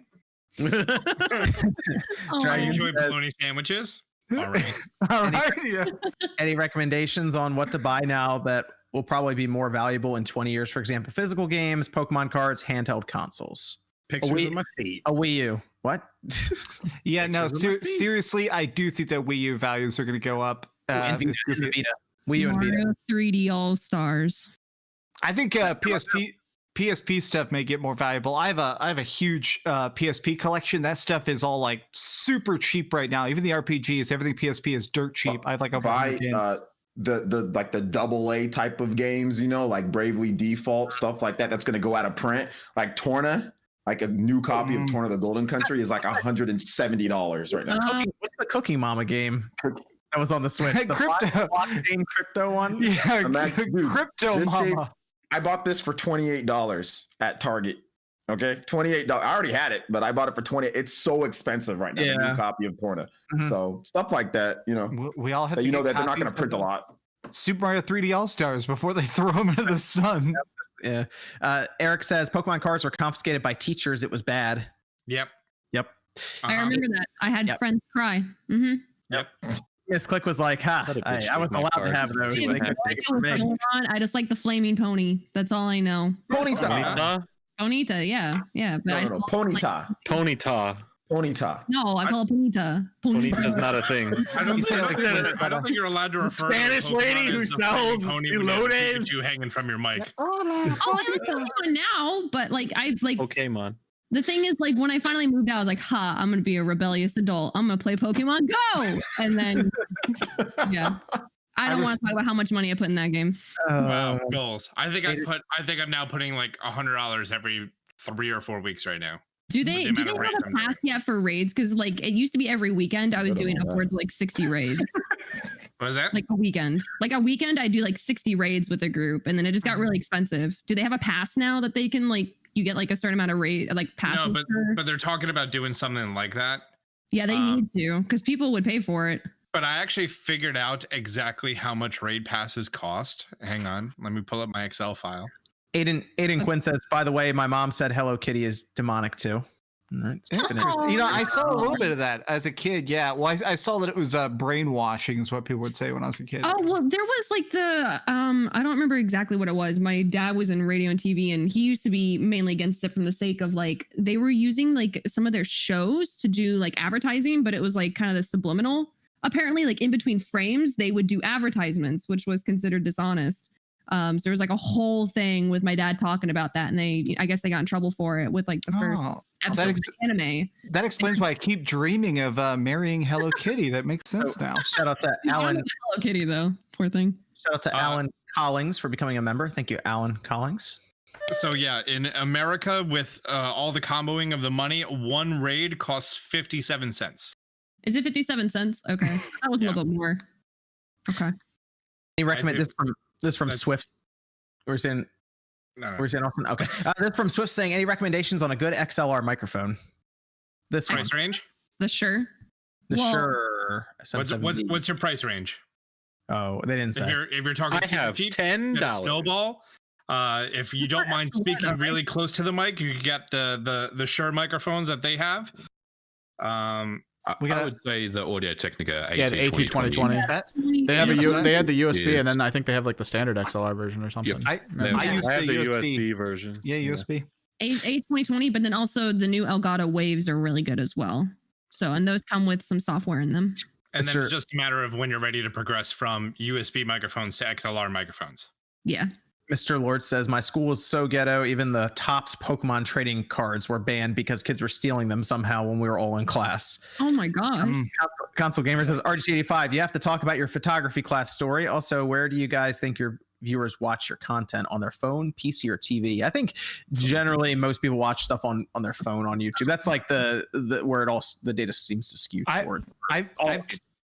I've talked to YouTube people themselves, and they said more and more people watch on YouTube and on their phones, and people who watch on phones usually watch more videos in a row. So yeah, so that's why everybody has really big text on their thumbnails and stuff, or really big faces on their thumbnails. It's because that has to be visible on a phone. Sean, I've actually seen an uptick in people watching on their TVs this year. There is, because of the systems. There's not games to play on them, so now let's just watch YouTube on them. It's a media box. You know, that's what mine is. Hell, I watch YouTube on I watch all you guys' shit. I used to watch it all on my phone when I went running. I'm like, damn, there's not. Let me just play. OJ's not wrong, by the way. Oh man, it's the truth. I mean, I'm joking, but it's also like somewhat kind of like the truth.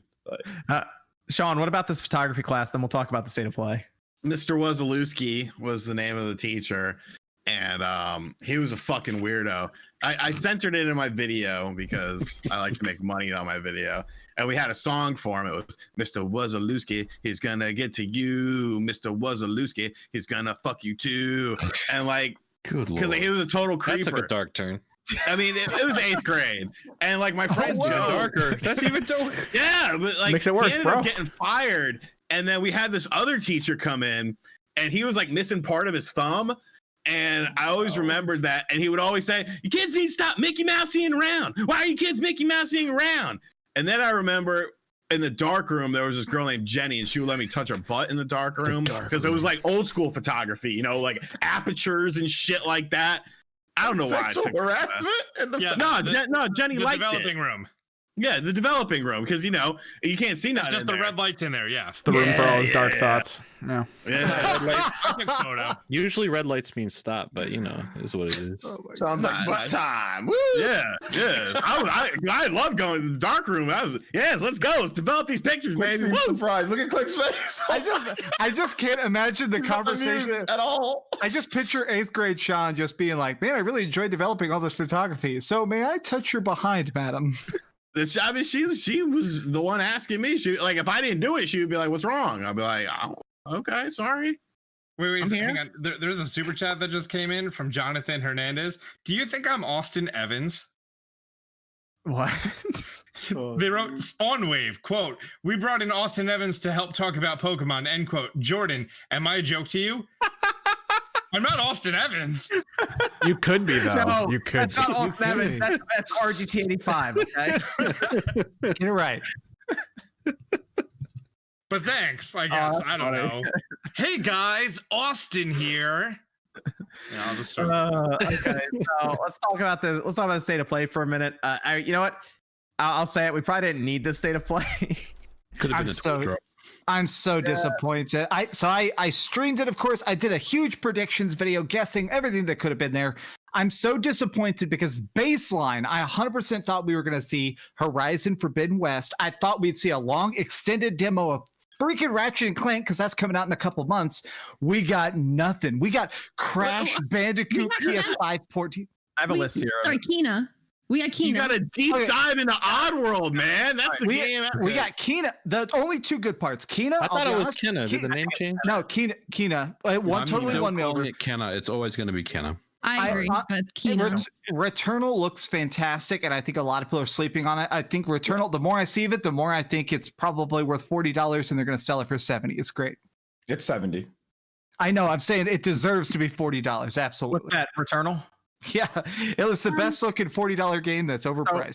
So we have Crash Bandicoot 4. They showed that to start off with. I feel like most that should have been your warning. Like, yeah. Wait, how long was the state of play? 40 minutes, right? 32 minutes. Okay, 32. When I watched it, I was like, it seems like they didn't want to make the Final Fantasy DLC a cash grab, so they just padded it with 25 minutes of other shit. They had Returnal. Yeah. They showed Returnal, and I gotta be honest, I think myself and Max might be the only two buying this game. No, me. I've been champion Returnal. That game, that show off looks. That game looks so much fun. I'm legitimately excited. I think it's going to be third-person shooter Hades, 100%, and I think a lot of players will be fine. I agree with that. The only thing is I suck at stick shooters now. Like if I could play this on PC or if they had gyro, maybe, but that's the main thing that's keeping me off. Like after I went through Last of Us Part 2, playing six and trying to shoot things, I was like, I'm done. They added gyro for Last of Us Part 2, didn't they? Didn't they do that? Didn't they add gyro? I mean, it was an option. I didn't know about it. I mean, it's single player. They could just. It is single player. They could just turn up the snap to targeting or something. It probably won't be super bad. Put aim assist on there or something, but I don't know. I was just turned off by that. What was the other one? The pretty colorful game where Call of Duty on the Wii. That's what you're talking about. No, that was the pretty game. Yeah. No, it's the Hyper Life Drifter game. I really like the look of Solar Ash. Yeah. I love Ash. Yeah. I did. My fear, I think it's gonna be like 3 hours. I think it's gonna be one of those games that you just. But hold up, it's Heart Machine, and they always have like super dope replay value and everything, and it's not gonna be a full price game. So I think it's gonna be okay, even if it is. Yeah, I'm looking forward to that one too. You guys are making RGT angry. Yeah. Well, I was about to say Knockout City was next. Oh god, that game looks like garbage. Every time I see the logo, it just makes me want to play Jet Set. Yeah, I know. That's exactly what they were going for. It's like the exact look and colors. I'm like, no. It's a $20 game. I mean, they're trying something different, I guess, but I feel like it's gonna be very quickly forgotten about. Yeah, dodgeball battle royale, like what the or whatever. So then we had, is it Sifu? Sifu, yeah. Sifu. Yeah, it's a martial arts style game. You know what I really like though is part of that trailer. MVG, did you notice? At one point, they took the God Hand camera angle. Yeah. And they just started wailing on someone. I was like, oh, this looks kind of cool, actually. There's something intriguing about that game that I'm not writing it off. I think there may be, if they do it well, it could be kind of cool, actually. Because if the fighting game mechanic is deep, I'll check it out. Yeah. This is what the John Wick video game should have been. It looked like the fights. That had to be a tactical strategy game. That's John Wick. No, because this would have been perfect for a John Wick. You just add the guns and boom, game, you're good. Right? It was like the people who made that fighting game, Absolver or whatever, where you use like different martial arts styles. So I think it's gonna be pretty good. It'll be good. It looked fun. It looks like there's some sort of like time passing. Like, did you see every time he get knocked out, he'd grow facial hair, and then he's an old man at the end? Older every time you like die or something. But like it's another one of those. We had 3 games. We had Deathloop. We had the Returnal, and we had the Sifu. All games where you keep restarting. A lot of roguelike, restarting games. I don't think it's going to be a thing. I think it's going to be like in Old Boy. Remember in Old Boy, he gets locked in a room for 10 years and he comes out and he does martial arts. It has a lot of Old Boy homages. I think it's going to be like every time you get knocked out, you come back 1 year later. Yeah, that'd be cool. But the hallway scene reminded me of Daredevil season 1 Daredevil took a lot of reference from these types of movies, like Old Boy. From Old Boy, Old Boy invented 100%. the hallway fight. We're talking. Sorry, space for a second. We're talking about Deathloop. We're talking about Sifu. Oh, yeah. Well, then we have Solar Ash. I got a gameplay reveal. Looks cool. Looks cool. Artistically looks cool. Already seen it though. Saw it last time. Did we? Yep. They showed it. So this one was a little strange to me, and I don't know. Does anyone here play Five Nights at Freddy's? No. I did, but like the first one. But John, this like one 15 this one minutes of has the first one. potential, right? This one Wow. has potential for you to try it, right? Why? I know, it just looks so interesting to take the concept away from just sitting statically to like But being chased constantly through a mall. I thought that's what made like Five Nights at Freddy's like interesting to the internet was that you went the around. static thing is boring me. Oh, see, I thought that's what people really liked is that you had to keep an eye on them, and you said this just looks like you're just kind of walking around, and I don't know, it didn't Running feel like and hiding. it just Alien, didn't feel- alien isolation, but with Five Nights at Freddy's characters. I like awful. I like the ray tracing. That looked pretty cool. Did you guys okay. notice that in the when he was walking around in the mall? It was actually really apparent to me. Okay. I was confused by it because I thought like this kind of breaks away from what made Five Nights at Freddy's so popular. Oddworld Soulstorm is coming in April. God almighty. That's actually going to PlayStation Plus immediately on the PS5. How many fucking times do I need to see this game? And 5 minutes? 5 minutes of it? I've seen it at other state of plays. I've seen it during Nintendo presentations. I'm pretty sure Microsoft and stuff like, stop it. Stop it. It's ridiculous. See, I think maybe you'll agree with me here, Sean. It's not that the game looks bad. It's that we just keep seeing it. It's such a tiny basic. It's like, okay, like fine, that's fine. State of play thing. I've seen this game before. I've seen Deathloop before. Leave me alone. Show me something else. Deathloop did not need to be 3 minutes long. I think the Deathloop reveal, it was too long, but I actually am glad they showed us Deathloop gameplay. It looks exactly like Dishonored, though, which I was not expecting. They did show Deathloop gameplay again. I've seen enough of Deathloop. I'm just ready for it to come I think out. the more I'm seeing it, the less I'm interested. Like last time they showed, I'm like, I'm still into it. This time, like I thought it was a point where it was about to end, and then the music kicked back up and did a whole nother minute. I was like, just end this trailer. I've seen you've shown so much. Yeah, and like I feel like this trailer was going for a very, very different approach than everything that we've seen previously. Yeah. It's like maybe they did like focus testing and they were like, oh well, no one wants to see this, and then they switched. They made a James Bond trailer. Yeah, exactly. They even gave it its own theme song. Like it's crazy. Okay, then we had what I think is the highlight of the show. All right, even over the Final Fantasy 7, and that's apparently I've been pronouncing it wrong. It's not Kenna, it's Kina. Apparently. Kenna. I disagree. I think Kenna sounds better. That's I'm going to call it Mr. Bridge of Spirits. Okay, Bridge of Spirits, and it's coming out in August. I thought this was coming out in March because they had been talking about March for a while. Didn't they? They've been talking about March for a little while, and it's coming out in August. But they never specifically said March. They said Q1, and now it's delayed 5 months. Yeah, I think we were saying March because like that's the end of Q1, so it would have been coming out then. But anyway, it's coming out in August. Fine, they'll get some more time to work on it if they need to and all of that. But the game itself looks awesome. Like I am ready for this game. It's only going to be a $40 game. Yeah. Wow. I kind of wrote it off originally. The first teaser kind of looked too cheaper than Pokemon.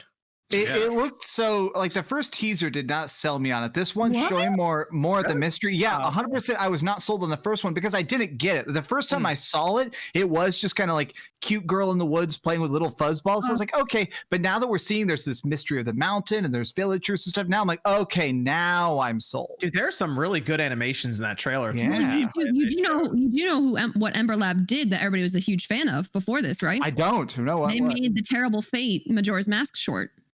Oh, I remember that. Yeah. Wow. The super cinematic one. Yeah, and when I was watching the very first trailer, in my mind I was like, "This is Majora's Mask," and I realized this is Ember Lab. This is flat out. They brought the Terrible Fate with the voice acting and the beautiful transformation of when Skull Kid first puts on Majora's Mask, and so many elements like looks like the main antagonist gives me such Majora's Mask type vibes because everything's covered and. I'm just really excited. The movement, the different combat style, awesome. The music. The music. I think I don't know if they're teaming up with Theophany. Yeah, same. Yeah, apparently that's who they're teaming up with. Is it with Theophany? Oh no, okay, sorry. But yeah, I'm very excited for this game, and I think it's really cool. We get to see the voice acting for Kenna herself. And get to know more about the lore. But yeah, no, I think it's really cool that they did this work, based on a Zelda game, and now they get to make kind of one of their own. I think it's really cool for full circle. I named a whole cat after it. Wait, do you have to change your cat's name now? No, I looked over at her during the presentation. I'm like, "You're still Kenna. I like Kenna. You're still Kenna." I'm excited for the game though. I think it's going to be, I think really good in August. Hopefully it doesn't get like like overcrowded by a bunch of other games trying to make the holiday release. But so I think it's unique enough to where enough people are gonna want to play and experience it for themselves. And then we had Final Fantasy VII Remake Intergrade. Yeah, And a lot of us called the Final Fantasy VII update for the PS5. We figured they were going to do that. Also, it's going to PlayStation Plus next month too, by the way. Ooh. So that's actually really cool to see that. That's a good month for PlayStation Plus. The way that they're doing this, John, I mean, you talked about it, is a little bit weird. Yeah. All right, so you got to make sure everybody understands what's going on with this, okay, guys? Square's doing some interesting things, is what we'll say. I think they're getting people ready for that Final Fantasy 16 price reveal. But anyway, so the PlayStation Plus one, you can't apparently upgrade that to the PS5 version, unfortunately. Yeah, you can't. No. But if you already have Final Fantasy VII and you're able to put it into your PS5 or activate it if you have a digital version, all that, you will get the update. That'll happen. They showed. Yeah, they did specifically say if you have the disc, you have to have the disc PS5. Yeah, you have to have the disc. And guess what's happening on Amazon? People are buying Final Fantasy VII on PlayStation 4 now. It's shooting up the charts now at $30. Yep. Oh, let me get my free upgrade. Also, I've been trying to buy a PS5. I can't. Austin Job Plays, 1.7 mil, can't get a fucking PlayStation 5. And like, I know a guy who can help you with that. His name is Jake. I overheated mine and I like hooked temperature probes up to it, and I did a lot of stuff to it. Does it still work? Just follow Jake. It works great. If you want to see how durable a PS5 is, just look at mine. It's still alive. Somehow. I put it in a box. I put a t-shirt over it while I was in the box. I got it up to like 100 degrees Celsius or something. Oh, I would not do that. I'm afraid of breaking mine. Yep, I did all kinds of stuff to it. I'm really upset that they didn't even like address that at all. Right? This seemed like they did like looked at a bunch of announcements. They're like, we could probably make this into a state of play, or we could send out a couple of emails. Let's make a state of play. Basically, what they did. But Final Fantasy VII Integrate, the one thing that's really cool here is it is going to have story DLC. Yeah. So it's not just like, it's that just DLC looks awesome. Because they're bringing Yuffie in, and it's like, wait, does this mean we're getting a Vincent DLC too? No, well, so I mean, after part DLC, 2, that's actually a casino, and you have to use real life microtransactions. Oh my gosh! Now we're working it here. All right, let's go. I am a Final Fantasy mega fan. I have literally every single one of the games, every version. I have every strategy guide, everything. I'm very confused. The timeline, it seems like they're really trying to shuffle the timeline around a lot. The fact that Yuffie is in Midgar, the fact that we're going to be fighting Weiss, it looks like they're bringing in characters from the prequels and sequels and stuff way earlier on. So it means that this does confirm that Final Fantasy VII Remake is going to be the entire Final Fantasy storyline, all of it. It's combined. Crazy. And there was one little fun detail in that trailer where it was like, oh, where's Cloud? No one's seen him. Yeah. They wanted to make sure. Like, yeah. Okay. Well, wait. What happened at the end of 7? Yeah. No. So it's almost as crazy as them. If Final Fantasy VII had like some sort of, I don't know, battle royale tie-in mobile game that they. Okay, we need to talk about that for a second too. By the way, all right, we're gonna do that next because that's real. I can't believe this whole thing. I have a whole video coming out about it tomorrow. I'm angry as hell. I have a big video called like I hate Final Fantasy VII battle royale.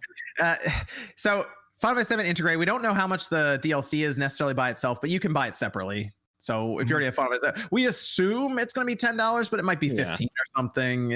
I assume this is going to be like a DLC that's maybe 3 hours or something. Maybe. Maybe all the episodes. I beat all the episodes of DLC that came out for Final Fantasy 15, and most of those were about 45 minutes to an hour. But you had to beat them twice to like do all the unlockables and stuff. Yeah, I think it might be like 90 minutes to 2 hours. I think we may walk in, fight one boss, and it's over. And I did notice something. One, I think, is the DLC only on the PS5? Yes, which I did see some people mad about. Or it's said to be currently they're only talking about the PlayStation 5. So if it comes to PS4, there's zero talk about it yet. If you go through their FAQs, they keep telling you have to go to the PS5 and play the DLC. It's PS5 only. Right now it's PS5 only. Yeah, we actually have a Discord question asking if we think other companies that might start thinking of doing that if they have DLC coming for their cross-gen games. We'll see if it sells. It is interesting that they're doing that, though. It's weird because you figure they would. They have deals with Sony, I assume. So maybe I don't know. It's weird.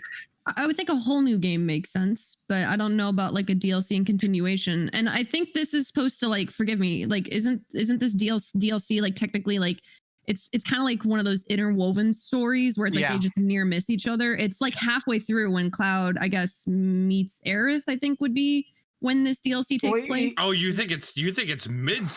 Yeah, I think it's like we're gonna see Yuffie's experience of everything going on. We don't know exactly. The section 6 slums where Aerith lives, right?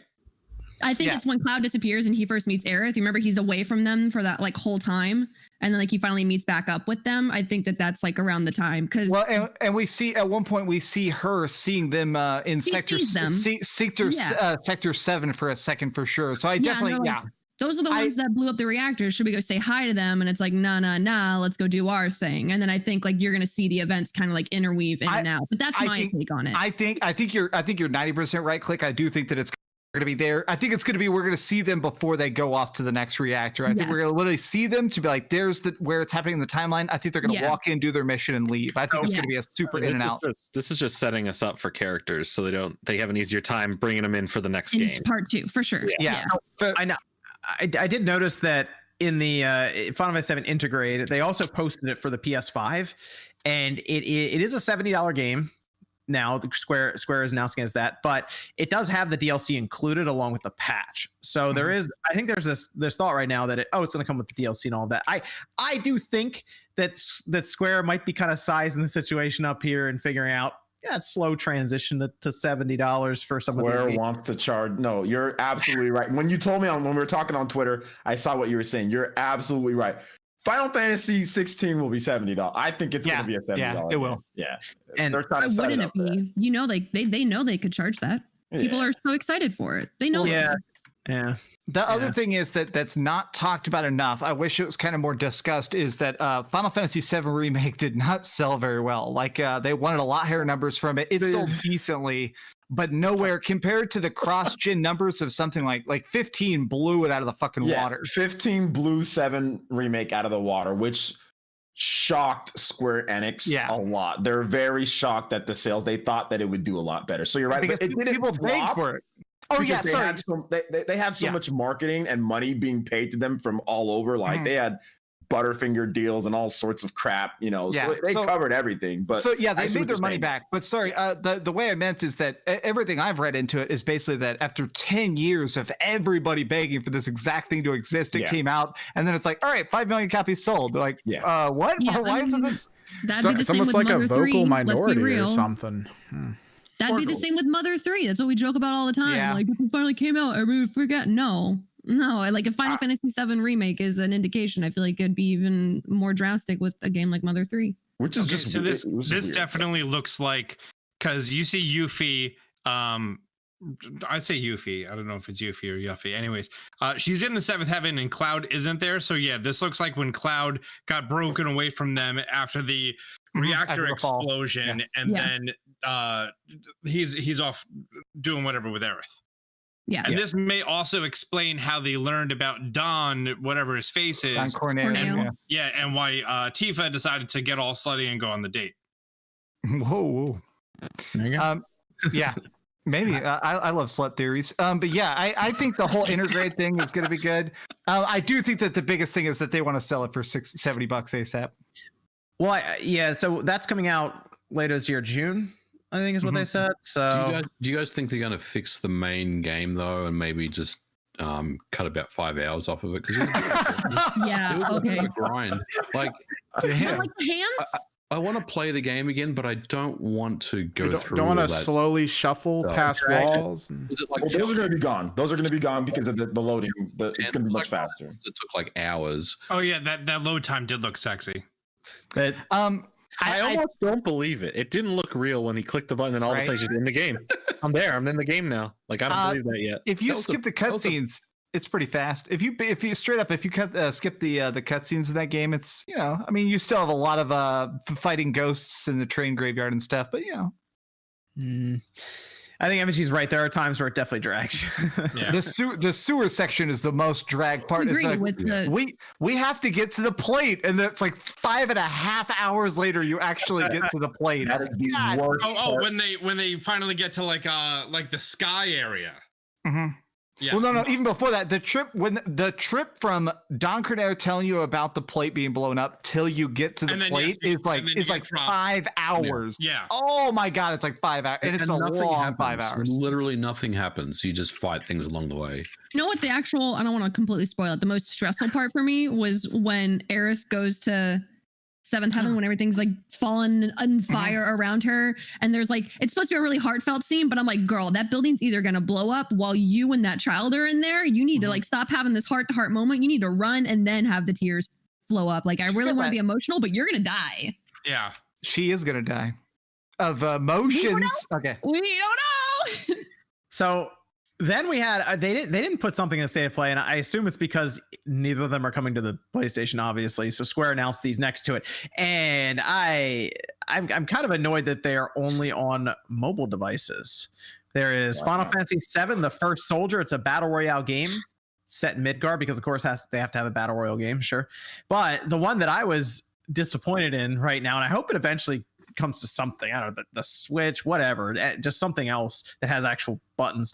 It's Final Fantasy VII Ever Crisis, and this is a chapter structured single player game that covers the whole Final Fantasy VII timeline, which would include any of the compilation titles apparently as well, which is the prequel, Crisis Core. There's the version that never actually came to America, which is Before Crisis, a story of the Turks. That's coming over for the first time ever, which actually shows a weapon that we never saw in America. Then there's going to be a playable version of Advent Children confirmed, so we're actually going to play through Advent Children. And then, of course, it ends with Dirge of Cerberus, which is I was going to be like, wait, is there Dirge of Cerberus? Yeah, dude, the battle royale looks terrible. So today I filmed a video. I'm going to put it up tomorrow where I analyze the footage of the battle royale. Not only graphically does it look bad, it doesn't make sense. I don't really care about it. It takes place 30 years before it. It's the exact same Midgard. It's 30 years ago. There's landmarks that are recent, like Aerith's house is there, and it has all the flowers and stuff that Aerith grew, but they're just there for no reason. They don't care. That is actually a Discord question though. Do we think it will eventually move to anything else, or like what's our feeling on that? Ever Crisis needs to, because that, like, just from what they described is cool. It's not coming out. It's not coming out till 2022 for Android and iOS. So I would like to think that between now and then they kind of have some second thoughts and are like, well, let's put this on some other systems too, because Switch. At least what's Final Fantasy 15 mobile.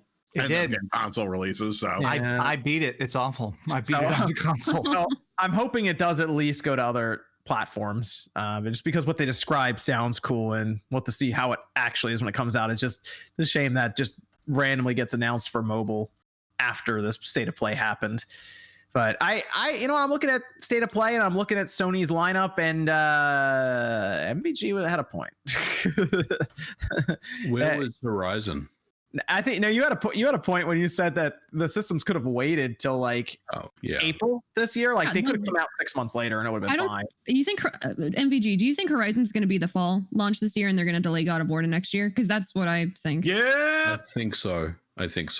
I mean, the way Corey was talking on Twitter about God of War, it's like when it's done, it's done. So that tells me probably not this year, right? Next year. So we lost Gran Turismo. That's next year. Yeah. God of War seems like maybe it's just me being dumb, but God of War was so polished already. I feel like Ragnarok has to be going great. I feel like Ragnarok has to development. I don't know. It seems like the game is such a slam dunk and should be so far along. They showed the Raising Kratos. The documentary was chaos. Dude, it was bad. Like I was like, wow, it's really happened around God of War. Like they had like those interviews with some of the people who were like crying. And she's like, basically like crying from it, getting choked up because they mentioned her family or something. And I guess she was just always at the studio. Yeah. It's like, she didn't want to talk about it. Yeah. Yeah. So it's, I don't know. You see these amazing games come out.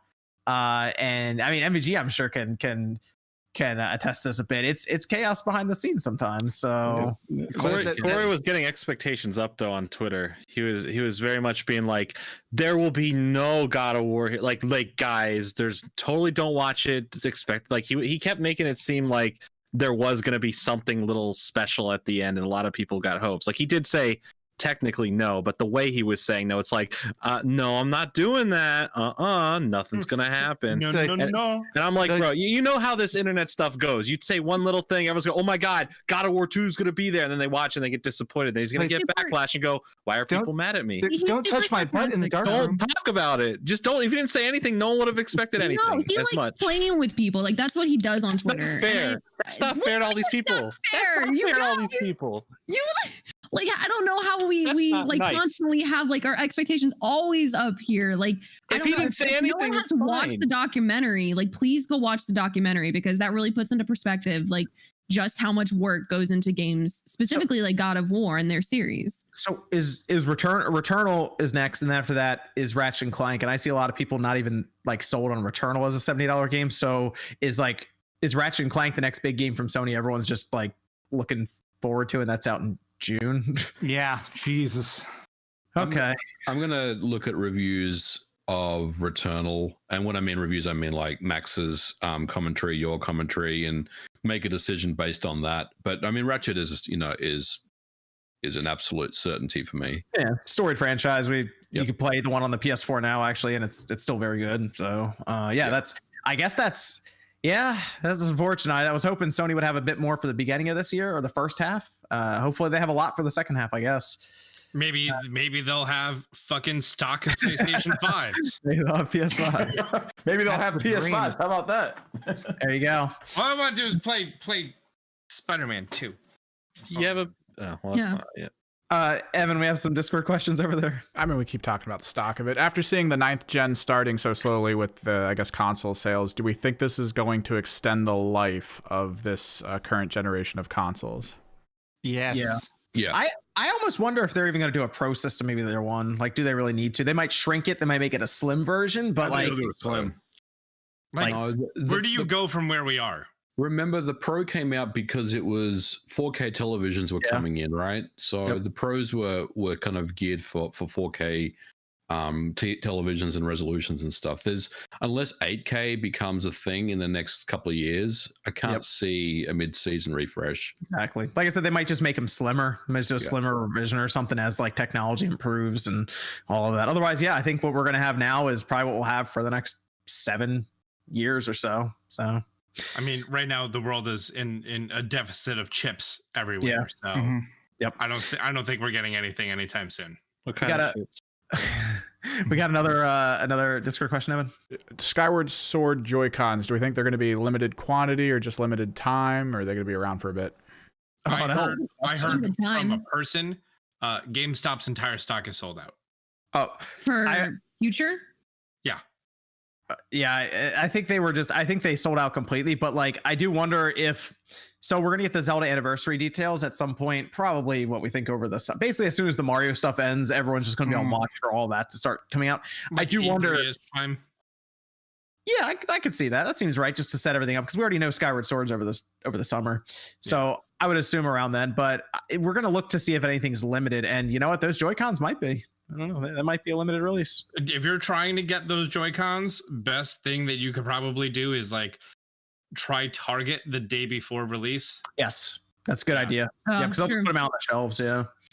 They had the PS5 controllers just out on the shelves like the day before. Best Buy usually gets more stock of like the controllers and stuff. So just be like on the follow like Wario like on Twitter and like have his alerts, because like that's how I got my Joy-Cons, the Zelda ones, was because he tweeted it out, and like I kid you not, like 3 seconds later they were sold out after I bought it. Follow Nin Mobile News with alerts on. That's when I got my Wario doesn't sleep though. The dude, Wario don't sleep. This dude doesn't sleep, man. I like. There's a big theory that he's a bot. He's an AI program. He doesn't sleep. This dude's like, it's like sometimes like 3 a.m. like my time. He's like, hey, buy Mario Switch. I'm like, did you? Somebody replied once. He had a huge viral when he was like in one day he had like 16 different tweets with affiliate links of here's where you can get 16 PS5s right now or whatever. And someone was like Wario with the affiliate links, and I had a picture of this dude laying on a pile of money. He's just like every PS5 goes through me. Hey, he definitely makes quite a bit from doing what he does, though. That's for real. Radberry says, I got my PS5 yesterday. What are some games I should buy for it? Also, Austin John, which Resident Evil game should you start with? Download the YouTube app. That's what I would do first. Is that a joke because I haven't played any Resident Evil games? It's a running meme. Austin, Wait a minute, Austin, you've never played a Resident Evil game? I've never played and now any you're part of the Resident Evil meme. Poor children, leave us alone. I'm not we having were this poor. conversation again. I made a whole video. Go watch it. Too. I made a video called "Which Resident Evil Should You Play First?" Go watch it. I explained. I did watch that video. It was a good video. One. You played one. One. It's the first in the series. One remake, 2 remake, 3 remake. Resident Evil 2 on your Xbox or your PS4. All right. So here's the thing. In addition to Nintendo games and Final Fantasy games, I like to play like strategy simulation games. Like over the summer, I did Satisfactory, a lot of Civilization. The most fucking stressful game in the world, Oxygen Not Included.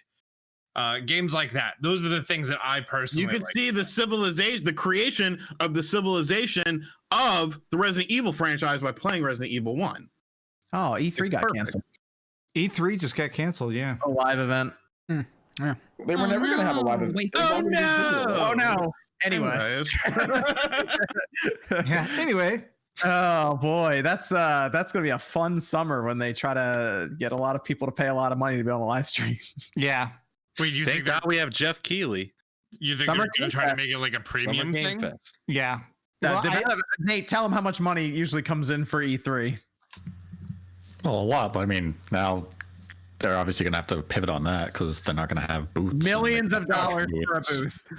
Well, so that's why So I bet what they're going to do is the way BlizzCon does it, BlizzCon Online, where you pay to watch the good streams. Anybody can watch it, but if you choose to pay for it, then they send you all the demos and stuff. But like, I wouldn't count on that. But like the problem E3 runs into now is like Square can set up shop and be like, hey, Final Fantasy 7 news tomorrow. Yeah. And 100,000 people just tune in. Like they don't need to be on an E3 stream. Yeah, So it's like the big benefit with BlizzCon is it's all one company. They have full control. Yeah. Whereas E3's gonna be like, hey, come show the new Breath of the Wild 2 trailer here. You're right. Okay, Like, that's fair. Yeah. They're Whenever you gonna say E3. they're gonna have to pay Nintendo. Please give us some scraps, That's an please. interesting turnaround here. They might actually have to like go out and be like, okay, we actually have to negotiate with them now and pay out some money to get these things, like, to get people in. The Nintendo doesn't need to be at E3. Yeah, but they'll go and they'll set up. Nintendo has determined just that. done the direct every year. Yeah, they've determined There's some that already. demoing on the floor. Yep. And then they do the treehouse, which But they can always just have do the a live cool stream. booth, though. Right. They always they'll like do the whole they'll do the whole thing up, and it's really cool when they do it. So it's kind of a shame that they haven't been able to do it the past like 2 years now. So Yeah. I went there when there was Smash Ultimate and Let's Go Pikachu. Look, and I need and they have I the need giant to come back. hammer there. I need E3 Aw. to come back at least 1 year just so I can go and just said I went to E3. Just and need then- to go get all of your information leaked. Hey, well, you gotta pay the price sometimes, all right? Then we have Console Gamer. Diamond is one of my favorite games ever. I've been wanting a remake so bad, and when I saw those visuals, I love how it looks. And from what we know, it's a 1-for-1 remake. That's all I want, and I'm happy. There you go. Nick says, don't really mind the art direction they're going for with Brilliant Diamond, but the execution seems lacking and unpolished compared to how Grezzo remade Link's Awakening. Samantha says, I think they're getting close. yeah. Plus, Well, we're a year out. They have Yeah, a year we of saw barely polish to do. anything. Yeah. See more of it, yeah. And Samantha says, do you think Nintendo will keep making Switch games for the Switch for the next 6 years before releasing the next system? Do you think Nintendo will be making Switch Did you games? say for 6 years from now? 6 years from now would be 2027. No. So I think we'll be on in mid. I think we'll be probably midway through or coming up on the midpoint of the next system possibly by then. So I think the 27, bigger oh my question God. is like, are they going to keep the same cartridge? I would say yes. Or would they maybe do something like they did with the DS and 3DS, where there's a slightly different shape that you can't play Switch 2 games on the Switch, but you could play Switch games on the Switch 2? I think they'll keep it the same at Mm. least between this generation and next. I think so because they can continue to like the size constraints for that they're running into with the cost of the chip has nothing to do, I don't think, with the form factor.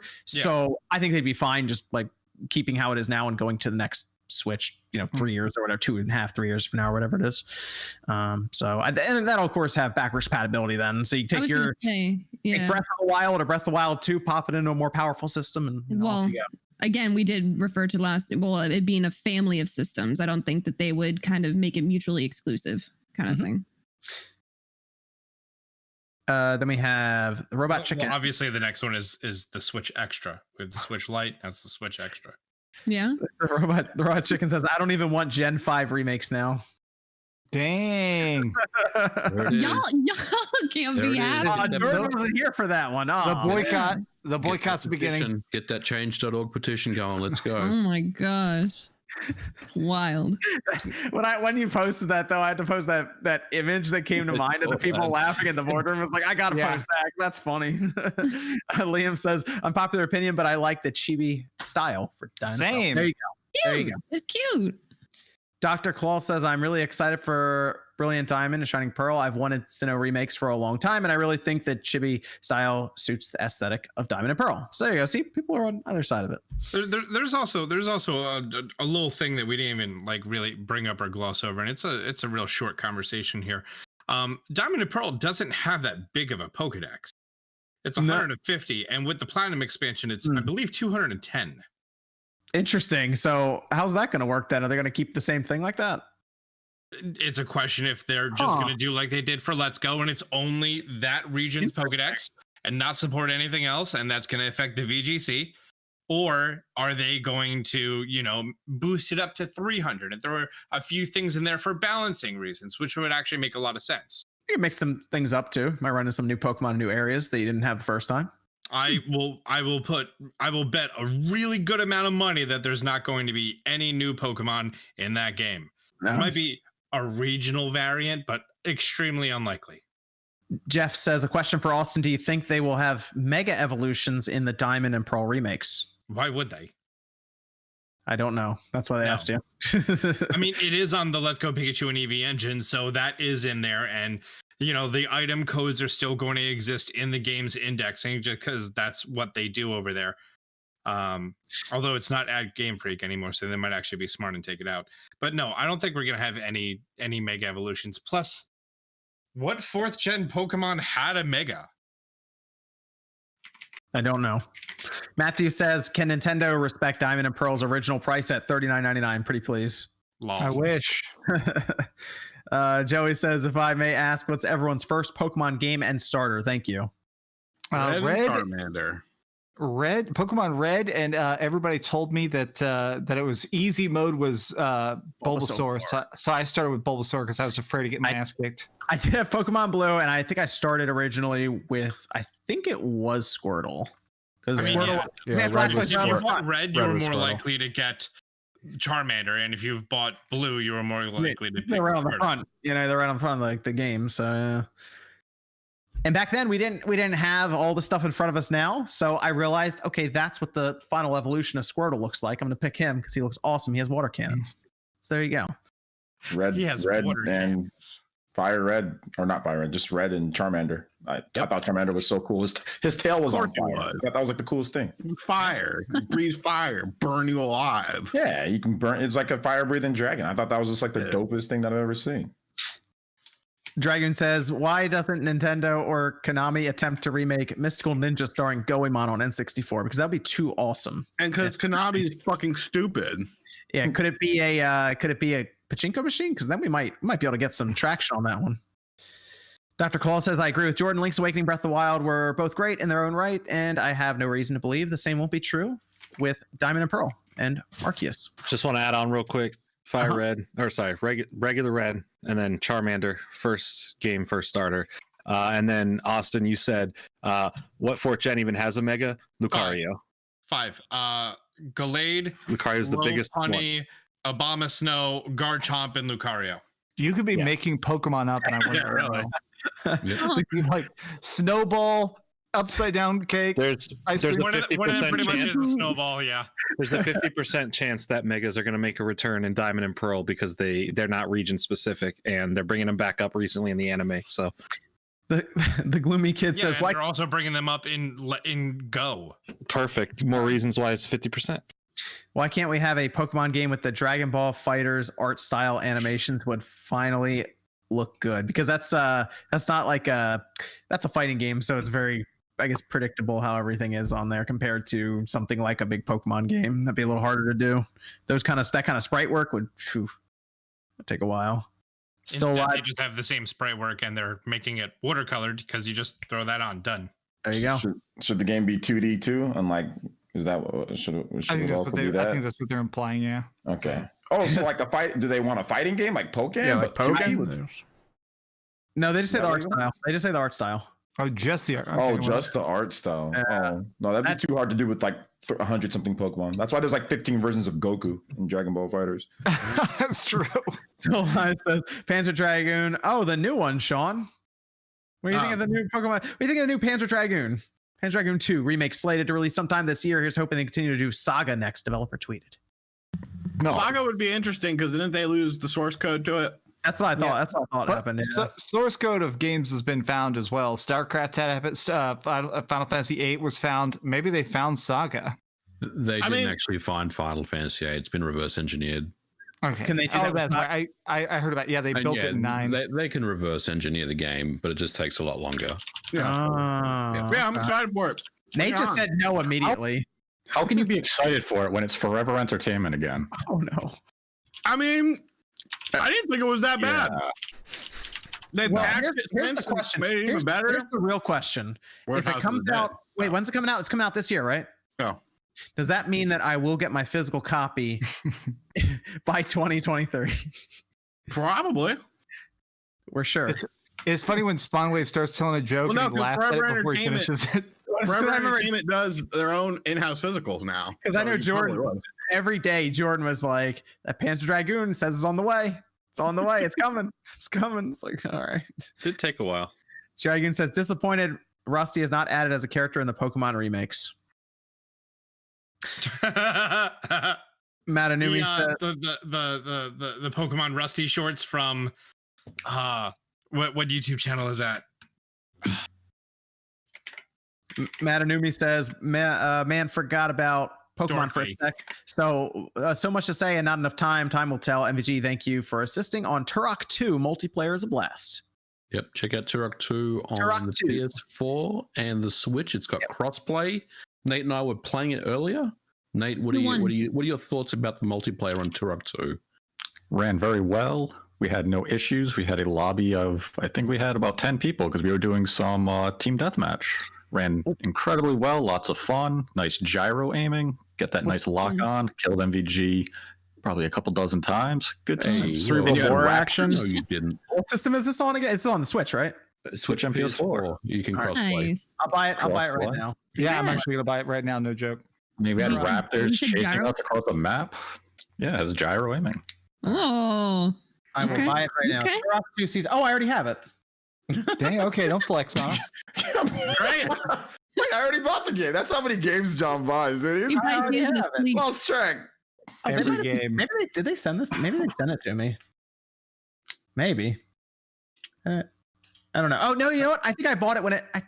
Yeah, I mean, it came out in 2019. No, I did buy it. No, I did buy it. The multiplayer's just been added. Yeah, it just got yeah. That's what I thought. I was like, I feel like I thought I already had that game. Okay, yeah, cool. The multiplayer dropped right before the state of play. It should have been in the state of play. Oh, that's right. Because they talked about the multiplayer a while ago, right? Adding that. Mm-hmm. Yeah. Yes. Okay. Cool. MVG just had to roll in and get it done. MVG just like, I'll take care of it.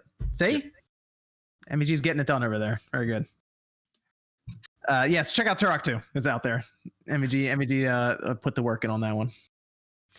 Moss Hart says, do any of you have the Diamond and Pearl stylist with the holder? I remember pre-orders coming with stuff. I have it sealed and I have it unsealed. It came into my bookstore once and we threw it away, and I hate to admit that. We didn't know how to sell it, so we just literally threw it in the garbage. Jordan also has Pikachu perfume. It's not perfume. It's cologne that smells like sunscreen. I was with him when he bought it. Christian says, I enjoyed the intro for the Pokemon Showcase, but still feel bad for no Conquest. Time to replay it again, I guess. Conquest 8, I don't think that's going to happen again, but it was a great time when it was around. What was Conquest? That was when they fused. They combined with another RTS series. Yeah. Yeah, it has like you have Nobunaga. Didn't you say you like Nobunaga has an strategy army games? and You should definitely get this one. That seems like your game right there, Austin. Yeah, it's amazing. The game is legit awesome. Vision says, is it worth it for companies to show us games early when they know it's an early build, but still complain about stuff like frame rate? They should fake everything. Just all of it. Can't lie to us, It worked out really well. Cyberpunk was an amazing selling game. All right, let's just be real about this. Yeah, right. Amazing selling game. That's what matters. Hey, you know what? They put it out there. They wanted to show their vision to us, I guess. And I don't know. They technically have to mention it in some regard. Like either they mention it or they show something, mainly for investors' sake. Like they have to at a certain point. Yeah, I mean, we saw more of it than I thought we would have, to be honest, with how it was running. Like we're still a year out, maybe more than that even. So they just at least wanted to show, I guess, what they were doing. Yeah. They wanted to say open world, I think, real bad. Conquest it's Pokemon Fire Emblem. Yes. Yeah. Oh. Yeah, you should get it. It's great. Tactical turnstile RPG. It might also be one of the longest games in the history of ever. I didn't know it existed. OJ, do you remember OJ? You taught me about Conquest. Yeah. I was like, man, I wish Pokemon had a different battling style. You went get Conquest, and I was like, what? Jeffrey says, I haven't played a Pokemon game since Platinum, and I really want to get back into them. Are there any on the Switch that you recommend? Buying retro systems isn't feasible for me at the moment. Well, your options are Let's Go, Sword and Shield, and the two games that haven't come out yet, because there's no like digital downloads or anything. You can play Cafe Mix if you want to play that. Shut up. Hey, you can play it. Oh, what about that boxy one? Puzzle Quest. Puzzle Quest. Yeah, you also have Puzzle Quest. Puzzle Quest. That's free. That game's pretty bad. Magikarp Jump. Magikarp Jump. Dungeon, right? Mystery Dungeon. Yeah, the best one. But like, he hasn't played since Platinum. So I mean, you would probably play Sword and Shield, but honestly, you could pick up a 2DS for dirt cheap, and the 2DS can play Pokemon Red, Blue, Yellow, Gold, Silver, Crystal, Diamond. It can play everything except Ruby, Sapphire, Emerald, but it can play Omega Ruby Alpha Sapphire. I guess just grab Sword or Shield then. That's the there is one, right? Pokemon. The 2DS can play every single Pokemon game. You know, I'm going to say it right here. They messed up with this Pokemon event because they should have announced one of the older Pokemon games for the Switch and just thrown it on the eShop immediately. In due time. This makes a lot of sense right here. Due time. Shadow hype. They should have done it. But a lot of people thought that we were going to get like a bundle thing. Yeah. Drop Pokemon Yellow on the eShop. They'd probably sell it for $20 and wake up tomorrow with millions of dollars in their bank account. I want to still a whole anniversary year to go. I think they're going to be really hesitant about bringing over handheld games to the Switch. That's what I want most. Dude, I'm obsessed with the Game Boy. Click needs to play these games. Okay. Now hold on. I'm gonna say something. People are gonna get mad at me, but again, listen. Mute her. With Pokemon, I think it's cute. I think it's great, but I need more story from them. I'm out. I need more story, like playing them over and over and over, and how they add to the Pokedex. Like that's what people are saying. Like with Diamond and Pearl, it has one of the best stories. In their opinion. So I'm interested in the game because of that. Sword and Shield was good, but definitely at a certain point I was just like, I'm very much done with this game. Like it's just running on, especially the after game. But yeah, no, I'm very excited for Legends though, because it does look like it's going to be a more story intensive, and that's more of what I'm drawn to, and not so much just the in and out of random encounters or battles necessarily. I'm much more of a story kind of person. And then my random shallow games, I love like shooters and random like in matches, out of matches. But Pokemon's like somewhere in the middle for me. And I'm trying to figure out which games I do and don't like. So I'm looking forward to giving them a try. Sword and Shield was the first Pokemon game that like the champion is like, hey, there's a whole bunch of crazy shit going on here and people are blowing up. Don't worry about that. You're a kid. Go do the one thing the kid's supposed to do, and the adults are going to handle the end of the world. And I'm just like, wow, they get it. Like the current champion is actually doing his job. Nice. No joke. I just bought Turok on PS5 and I'm playing it right now, and it's awesome as hell. This is actually way to go, MVG. This is my night now. This is a question for MVG from Nocturnal. MVG, thoughts on Diablo 2 Resurrection? Oh, dude, Give it to me. Inject it in my veins. That's probably the hypest announcement so far for me. Like, I cannot wait for that game to come out. I cannot wait for it. I am extremely hyped for Diablo 2. We're gonna play, right? We're gonna do some cow runs. Absolutely. I'm replaying the original right now to prepare for it. And then Nocturnal says MVG not allowed to cut his beautiful beard again. Okay. I guess I'll And keep it. Jovan says Bloomberg is not making Silent Hill, it's Parasite Eve. Oh, that could have been cool. Wait, what? Shinru says, No, hey, it definitely is not Parasite Eve. Shinru says, hey everyone, I'm curious to know, does anyone eat anything while playing games? If so, what's your favorite snack? I liked iced coffee and fruit gummies. Wow, I feel attacked. Whatever. Welch's fruit snacks is the bomb. Wherever I got around. I like getting really sticky fingers and get all crusted and touch all the controllers. That's my favorite part, actually. I'll eat pizza. Roast it all up. I'll Dunk eat it all steak. I don't give a fuck. Whenever a game comes out knife. that I have to binge, I pick up like a few Red Bull, a Rockstar, Mountain Dew, a variety of different chips, and I make sure I have wipes by me so I don't mess up my controllers. I do those little kind bars, those little protein bars. I like those a lot. Those are not protein bars. That's a ninja ass candy bar. And then It is. I get the black chocolate kind of whenever, and I pretend I'm. I just eat pistachios. Pizza. Yeah, and Nate loves shell his and nut. all, he just Nah. chucks them in. Iced coffee, Damn right. Need that extra Iced fiber. coffee, hot fries, and Slim Jims. I don't need Hot anything. I fries? don't need You do hot fries while touching Slim controllers? Jims? What are you, No, nacho? You don't touch the feet. You hold the bag up. You just dump the bag in. Oh, I do drink it. Yeah, I drink my chips Yeah. too. Yeah. Are they at least that's- Andy that's the Cap? Or game you could have away. some orange ass WASDs. Are they at least Andy Cap? No. hot fries? Wait, these weren't orange when I bought You them. give your finger the good suck, you know? Oh my god, I love that quote. Oh, that's a flip right there. Oh, there you go. All right. You Well, make- I'm gonna be heading out. You guys are good. No, I think I'm good. Hold up. I You think guys I'm are good. comfortable now because the girl said something, but earlier we're talking about freaking touching 8th grade girls' butts in the dark. I was in 8th grade. Don't make it sound like I was in 8th grade. Sean, there's no way during that story I can't imagine you as you are right now doing that. Like, there's no way. Blurp 9,000. Oh, okay. I also love I'm not like, giving anything a good suck. I'm just saying there's nothing I'm giving a good suck to unless Go Go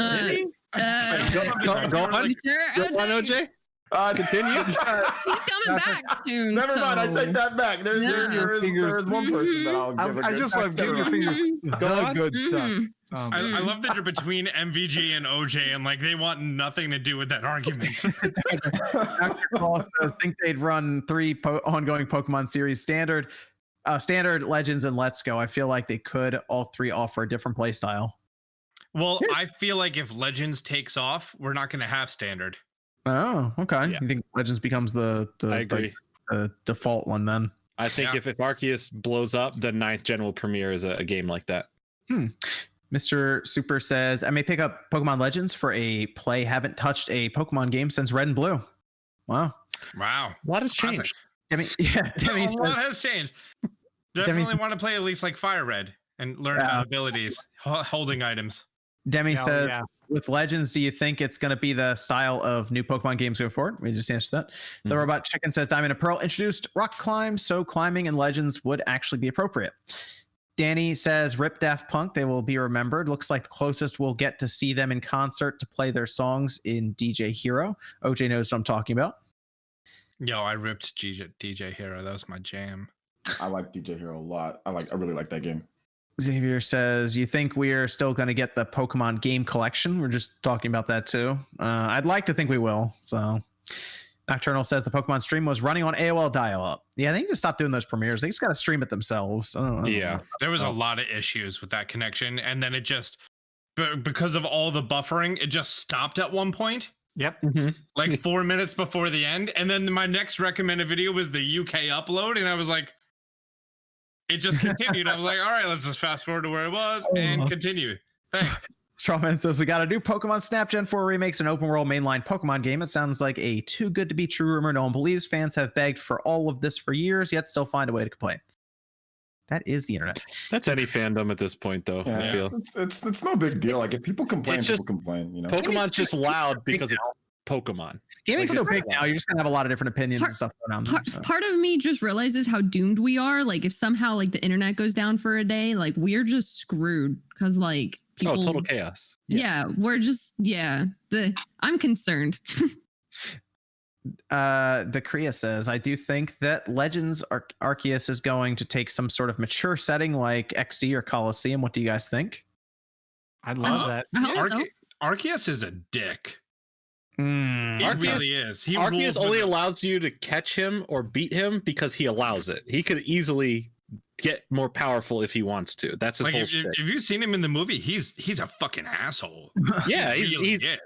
Yeah, he doesn't have to listen to anyone. He's literally the creator. He doesn't have to do anything. He's literally God. He literally doesn't have to do what you say. Hey, get in this Pokeball. No, F you. Okay, what can you do about it? You cry? I don't think it would be anything above. I don't think we would hit a T for teen rating. No. We would probably hit like Peggy 10 and whatever it would translate here in the States. Trip says max. E10, yeah. Trip says thoughts on Yuffie being introduced through DLC instead of the main story. We kind of talked on that. I think the whole thing is that they're doing this as a selling point. I think they're doing it that at this point they know that people understand the timeline somewhat, and they realize, all right, putting this here doesn't ruin anything. People like it. People will pay for it. So who cares? See it much different than Miles Morales. Ross says, I just got a PSP because I wanted to play a bunch of those games. I want to get a Vita, but I don't know what to get. What are good games to get? What digital games are still available on the Vita? There's actually, I think the entire shop's still completely up from what I've seen. The entire store's still there. Yeah, you can get some PS1 games on there, some PSP games. There's some good stuff on the Vita just from its retro catalog. But there are some pretty good games. Persona 4 Golden's obvious, right? I did a video years ago that's actually surprisingly getting close to 1 million views, but it was top 10 PS Vita games you should play, and it is stuff like the Uncharted game on there is actually pretty good, and then Persona, yes. Weirdly enough, you can't play Crisis Core on there. So Wipeout's good. Wipeout's really good. Yeah, that Killzone game is crazy. Like if you see the visuals on the Vita with that Killzone game, Gravity Rush is good. Borderlands 2 on the Vita. Oh, real quick. We did talk about Pokemon 25 a lot, but I just want to say it is the 5-year anniversary of Stardew Valley. Oh, all right. Shut up, nerd. I love Stardew Valley. It's such a nice, wholesome game. Brian says Deathloop, overrated or underrated? It's starting to become overrated. It's rated. Yet, so. Ghost Sniper says prepare for generic open world Sony games for a generation. Oh, because they're going from like Japan Studio. Swag says flex your 6-pack RGT. I got beer cans here. There you go. Got 3-pack. There we go. Zur says, now that the mythical next-gen consoles are nowhere to be seen, does current gen last until 2023 or 2024? Not the mythical next-gen consoles. Oh, for... Like you can't buy the one PS5. You can't find them. Yeah. They're talking about the one like the PS4 and the Xbox One. I think the PS4 and the Xbox One are going to be moved away from like mid 2022 completely. It's like a year from now. Probably got another year of them. Celtiverse says RGT, the Knicks are better than the Celtics. Prepare for the moon to crash on Earth before Pokemon Arceus releases. I mean, 4th place in the Eastern Conference. Pretty sure a couple weeks ago, everyone was making fun of me. Oh, Knicks suck. Yeah, suck my ass. How about that? No, making fun of you in general. Tech says, do you guys think with the new discovery behind the DS Lite video output that it's possible a third-party company could come up with a product to play the DS top screen on a TV? Love you guys. Thanks. It's hard to say because it looks like you have to go to a certain pin on the board, and I don't know. That's gonna be something that's gonna be more for enthusiasts who can solder to that pin, and then. But they could release a board that you use in tandem with that. So that's what I'm hoping they'll do for that. I think it's early days yet, so hopefully we'll see more. Very cool though to see that. Fish fan says, RGT, do you have an OnlyFans asking for the wife? We're working on it. Toki Cruz says, John's voice could become a text to speech in the future. Always exploring the business ventures. You never know. Good your navigation voice. Conquered says Hello Kitty and other Sanrio content will be available for New Horizons soon from the 6 Sanrio amiibo cards. Yep. And basically Hello Kitty is coming to Animal Crossing. Yeah, it's pretty cool. And Jonathan Hernandez says Spawn Wavy brought in Austin Evans to help talk about Pokemon Jordan Fringe. And my joke to you. Jeffrey Grubb says Linus versus Soldier Boy. Hashtag Team Soldier Boy. I saw that. That was funny on Twitter. That's good. Awesome. That's good stuff. It's gonna be a fun year. Oh, I'm looking forward to it. It's gonna be a good year. Victor says the red Power Ranger really knows his Pokemon. Because the red Power Ranger, his actor is Austin St. John. There you go. I'm pretty sure I've called you that in a video before as well. You did call me that in a video, yeah. Also, did you see the video that Bob had a video of me and called me RGT85? No, he did not. Yeah. Oh my god.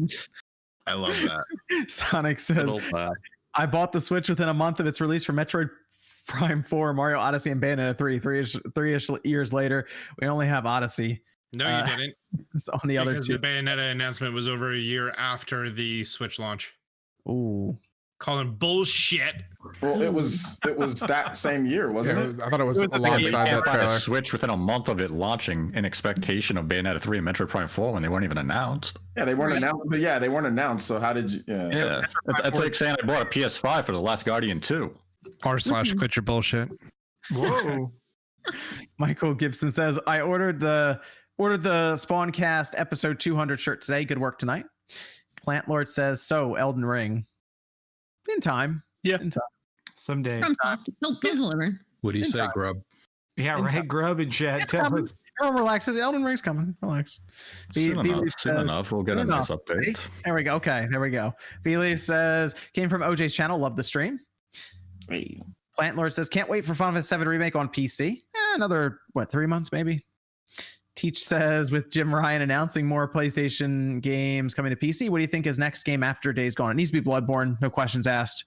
I don't hear about any other PlayStation games. I don't care about no God of War. Bloodborne. What about Bloodborne. Oh, okay. Why? Okay. What was the other? What were you gonna say, George? No, I was just gonna say something Was random. it Bloodborne? No. Better be Bloodborne. Reese says, I'm working at Sony and even I can't get a PS5. Nintendo Power says, I thought the episode of Yuffie was taking place when Cloud was separated from Avalanche, and with Aerith, they mentioned the reactor blowing up. Yep. Steven says, I never expected the Pokemon Company to show Sony and Nintendo how it's done. Kyle says, what do you think are the chances of finding the Zelda Joy-Cons once they launch? Very slim, but Target or Best Buy. There you go. They might do a random second run. They have done that before. Yeah. And then Nintendo Power says, Misclick beat me to it. I was 30 seconds behind. Zema says, I wanted 7 Remake, then they parted it out, and I am waiting for Game of the Year edition in 2035. Ricky May says, this is for Austin John Plays. Watched every single Breath of the Wild tutorial and made it. The least I can do. And then Epic Gamer says, Griffin loves you Dreamcast, but you don't like him. And I think that is those super chats. Let's go around here. I'll finish up. I'll go to Streamlabs and I'll finish up any of the super chats that were behind there. Let's go to Sean, RGT85. Where can they find you? Find me on the internet as RGT85. Go check out I did a ranking video that kind of got drowned out by the Pokemon stuff as well yesterday. Ranking all of the Wii U to Nintendo Switch ports, but not ranking them in terms of the game itself, but in the port itself, what was added, what was done differently. And it was a fun video, and you could see me talk about shaving your plums in it as well. Oh, because there's a Manscaped ad in it. Shout out to Manscaped.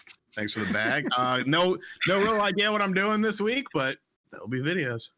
Liam says, for those of you who get inside information on the industry, has there ever been a point where you wished you didn't find out about something ahead of time and saw the reveal live for more enjoyment? Also, does finding things out ahead of time get tiring? I mean, that's actually a good question, you know? I don't like knowing things beforehand. I don't like surprises. I think the painful thing is knowing the things, but not having no one to talk to about it.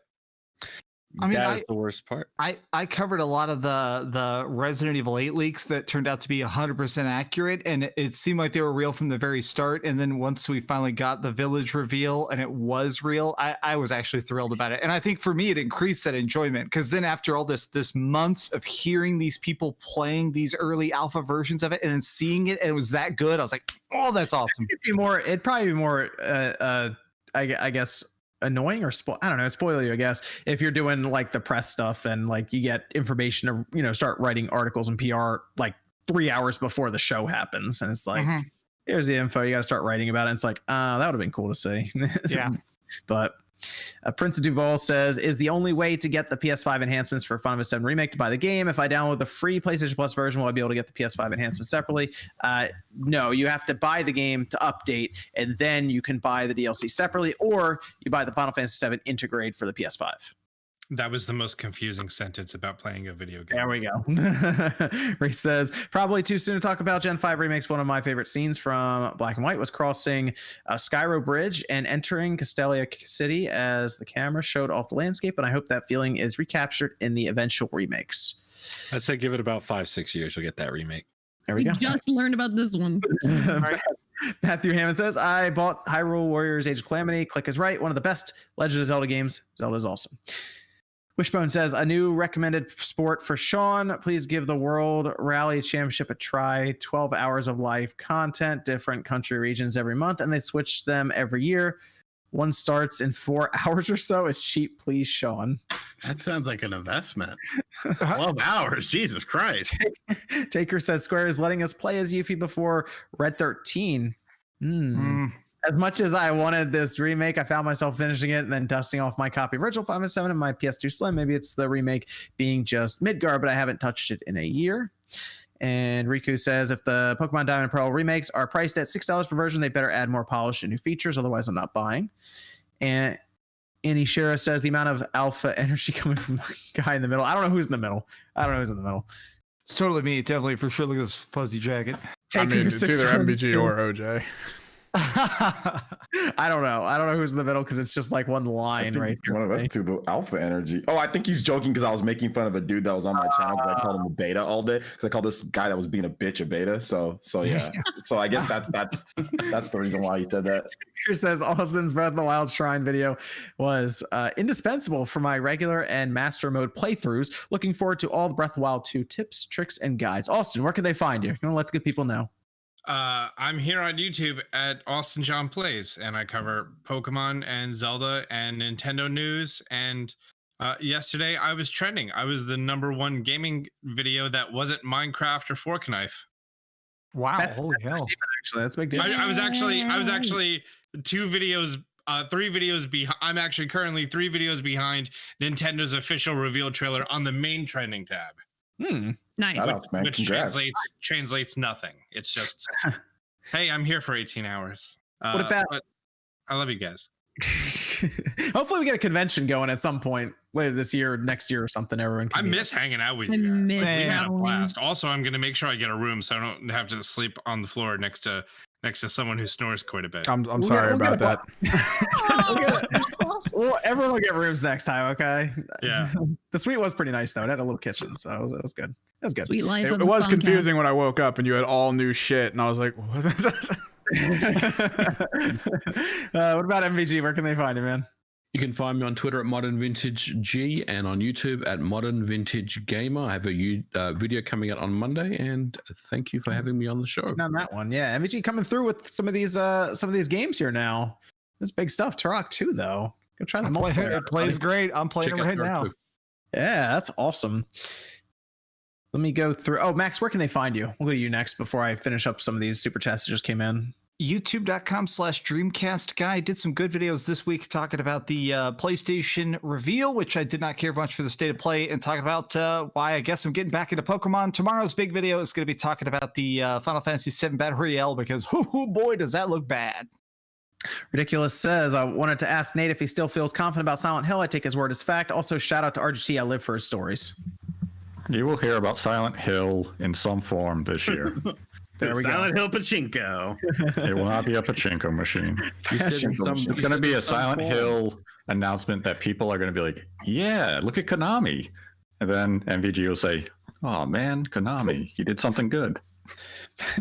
Speaking of stories, you can follow me on Instagram to see the story of me and my flamethrower to see if I'm going to burn down my house or not. I saw Is that. it a was great. boring company flamethrower? Yes, it's It a boring was. company, not a flamethrower. Nice. Oh boy. Patrick says 3 frames per second open world Pokemon is 3 more than I had prior. Good Aw. size. Not wrong. Oh, The great Pako Man says, not really gaming related, but do any of you like Vapor Wave? And if so, do you have recommendations? I don't know what that is. It's a music. Style of music, like synthwave. Lo-fi hip hop. Ah, okay. It's also a visual I- style. if Yeah. you want, obviously, like if you want with lyrics, I highly recommend the Midnight. They're a really good band, and they're also, I believe, DMCA friendly for Twitch. I think they got that solved too. But that's Vinsky. besides the point. The Midnight, they're very, very good. They have a lot of really, really, really good songs, and I highly recommend Vinsky. them. 1986, Kavinsky, greatest song ever. If you have a fast car, you're going to jail though. Okay, let's go through some of these last ones here. McLovin says, I'm not sure about paying $6 for a game that was $34 when it first came out. The Notorious says, I love the art style of Diamond and Pearl. I hate the art style of Shining Pearl. Wait, Brilliant Diamond, but I hate the art style of Shining Pearl. Ragnarok says, I like the Diamond Pearl remakes. I do think it needs refined and that they have time to. Disappointed. I was hoping it would get the Oris treatment, but still happy. Console Gamer says, also John Plays, do you agree with a fellow member of the Spawncast that Skyward Sword is the Mario Sunshine of Zelda games? Love Nate's podcast. I didn't play Sunshine. But What have you played? Can we go on that list? so I don't play a lot of Mario games. I'm not good at platformers. I just don't enjoy platformers because it's like, oh, am I going to make the jump this time? Oh, surprise! There's something that kills you even if you do make it right. Bummer Rob says, brand investment is a lifestyle now. When folks criticize the product, people feel offended and lashed out. This isn't a good thing, but that's how it is. Louis says, chances of Arceus running decently on the current Switch hardware are looking any better, or will that also be a Switch Pro title along with Zelda? We had mentioned that earlier. They have time to kind of work on it a bit. Bummer Rob says, Portal 1 and 2 need a Switch port. Look at an MVG. That's Valve. Hey, MVG goes to Valve and starts working. Hey, you know what? We can get the cool. inside info. That'd be cool. Yeah, Daniel says, sad that Bravely Default looks better than Pokemon. Hey, Bravely Default turned out pretty good locally on like your TV. It turned out better than I thought it would for the visual style. It's a really bad comparison, but I feel you. Yeah. Yeah, they're totally It's a different. really bad comparison. Those kind of like, ooh, it doesn't even look better than this game. Who cares? Wolfstar, I don't. Wolfstar says, is Player Essence going to be on Spawn Wave this week? And it was a $5 donation. Oh yeah, I will be on the Spawn Wave podcast this week. Yes, I wait a minute. I'm on the pod. Yes, I'm here. Ross says Kevin Kenson brought out a video recently arguing for a Vita 2. Do you think there is a market for a premium enthusiast-focused portable console? I'd like to see it, but Sony's not going to do it. I'd like to see it though. Lewis says, need Golden Sun to come to Switch. Ooh, yeah. Aaron says, go ahead. I wonder who's made some videos on that. Tomorrow I'll make a video on it. Have you guys tried Fantasy Critic League? Also, can Nintendo help with the development of Pokemon Legends, especially since Game Freak resides in Nintendo headquarters? Oh, maybe. I guess they could, technically. Bakasama says, when I heard that Sony killed Japan Studio, I started to tear up. Gravity Rush and Shadow of the Colossus are my childhood. Yep, Japan Studio will be missed. How sad. OJ, where can they will be missed? Where can they find you, OJ? Where can everyone find you? Yeah, find me right here, YouTube. Check out the channel. We got a big video on just what you talked about with PlayStation Studio, Japan Studio going away, because I have a lot of fond memories of their games and stuff, and what happened and what's going on in Japan. So I got a big video on that tomorrow, and I got a giveaway. Austin John, you can't find a PS5. Nobody can find it. I'm giving one away on the channel, so you guys subscribe. Maybe you'll win one. So yeah, there you go. Thank you for having me on as well. How do I talk to you about that? Liam says, when we hit about PS6 or PS7, do you think we will get a one game all Final Fantasy 7 remake parts DLC type? That's gonna be a book the size of like this big Lord of the Rings looking book. It's gonna be massive. Right. James says, Spawnwave, have been watching your channel since you had under 10,000 subs. So glad to see how big you have grown and keep up the great content. Thanks, James. Second 10 says, what's the best breakfast cereal, and why is it Captain Crunch? Christopher It is says, It's not accurate. Says It's someone who pretty never good. had fucking Oreo O's. You're welcome for those, by the way. Oreo O's the best cereal. I was the taste tester for those. I told this story Oreos? before. Yep, I told the story before. I think. No. There used to be when I lived in North Carolina. I lived in Raleigh for a while, and as a kid, they used to do like focus groups for kids, and like I would get like $20 or something. And like one time I went, and it was just a bunch of cereals, and they had a bunch of different variants of the Oreo cereal. This was like before it was coming out, and so we had to taste test them. And I was one of the people who influenced Oreo. You're the Oreos kid. I'm the Oreos guy. They need to make a Twix cereal. If they make a Twix cereal, I would be. Just eat candy. Because caramel goes so well with milk. Just eat the candy. Put it in milk. You don't need to put it in. You just get a glass of milk, dip the chocolate, you're good to go. Patch Kid cereal. So if they made that crap, Cereal is disgusting. As someone who has eaten it, it is the worst. I've eaten it too. It's disgusting. I made It's a video. awful. It's sour in all the wrong ways, and the milk actually tastes like it went bad. Yeah. Oh my god. So give me a Twix cereal. Christopher says, anyone looking into Ori, I am 8-bit collector's edition. I suggest not to. As a big Ori fan, I was disappointed with the quality for $150. Jesus. Shinru says, if you could pick 3 people, actors for a plot episode of a Zelda live action, who is everyone picking? OJ is Link, Misclick is Zelda, and RGT is Ganondorf. I think that's good. I think that's good. pretty solid. Yeah, well, I'm fine Can with I be a that. bokoblin? I want to be the guard who gets the kitty mask for his kid, but then doesn't give it to his kid and just wears it. Jedi says, no company wants to put out a more honest or rough looking game demo when you get a reaction like Halo Infinite's 2020 demo. Oof. Radberry says, do you think Horizon Zero Dawn will get a PS5 update when Sony starts getting closer to Forbidden West? I'd like to think so, because Horizon Zero Dawn is it could use it. I think that game already looks really good, but you put a PS5 update. Yeah. Miss Click, where can everyone find you? Yeah, thanks for having me. You can find me here on YouTube as Miss Click Gaming, and you can find me live almost every day on Twitch except for Sundays at Miss Click Live. And then everything else on social media, you can just follow me as Miss Click. I'm pretty excited. We've had some really awesome highlights and edits come out to the YouTube channel recently. Big fan of the new style, so I hope you like it. Actually, the new Super Mario 3D World highlights that just came out is probably one of my favorite videos like of recent times, so I hope you guys enjoy it because it's a fun watch. Vinacera says, thank you for an awesome Spawncast, everyone. Tijo says, anyone here remember the JRPG Draker Rider for iOS? Drake Rider? I don't remember that one. I'll play iOS. Hidden Gem says, I modded my Vita so I can have 256 gigabytes of memory. It's ridiculous that I have to mod my console to play the games I paid for. Sony's doing the same thing with the PS5. Why can't they make it easy? Ghost Napa says, Pokemon needs a hard mode. Oh, no items in battle, trainers matching player Pokemon level, smarter AI, etc. Didn't Black 2 and White 2 do that? Wasn't White 2 giving you the option of easy mode and Black 2 gave you the option of hard mode that had a better AI, more advanced, more evolved Pokemon? Okay. Maybe. Thanks, guys. I don't remember. Bat says, MVG, you rock. Suka says, invite some sex next time, either Stevie Richards or Review Tech USA. I missed that intro yours, Sean. I'll bring it. I mean, I'm obviously going to bring it back for a special video. Okay. It's just the game got caught up in certification, so it hasn't come out. Still Alive says, how about a Final Fantasy Classic Collection with 1 through 6 plus all remakes in one package, for all platforms? Whew. I can sell them all separately and make more money. Juice Man Vaughn says, Bravely Default 2 has some cool graphical details. You pay attention. It's pretty interesting to look at overall. Then Tijo says, can we get a big F for Wild Arms and Legend of Dragoon 2? That's been there Dragoon 2. for 20. They didn't even want to put the main character in PlayStation All-Stars from Legend of Dragoon, so it's been dead. It's the biggest F. Sean Daly says, I composed the soundtrack for Super Blood Hockey, and I'm a fan of the banter between all of you. Keep up the good stuff. Thanks, Sean. I appreciate it. Jordan, where can everyone find you?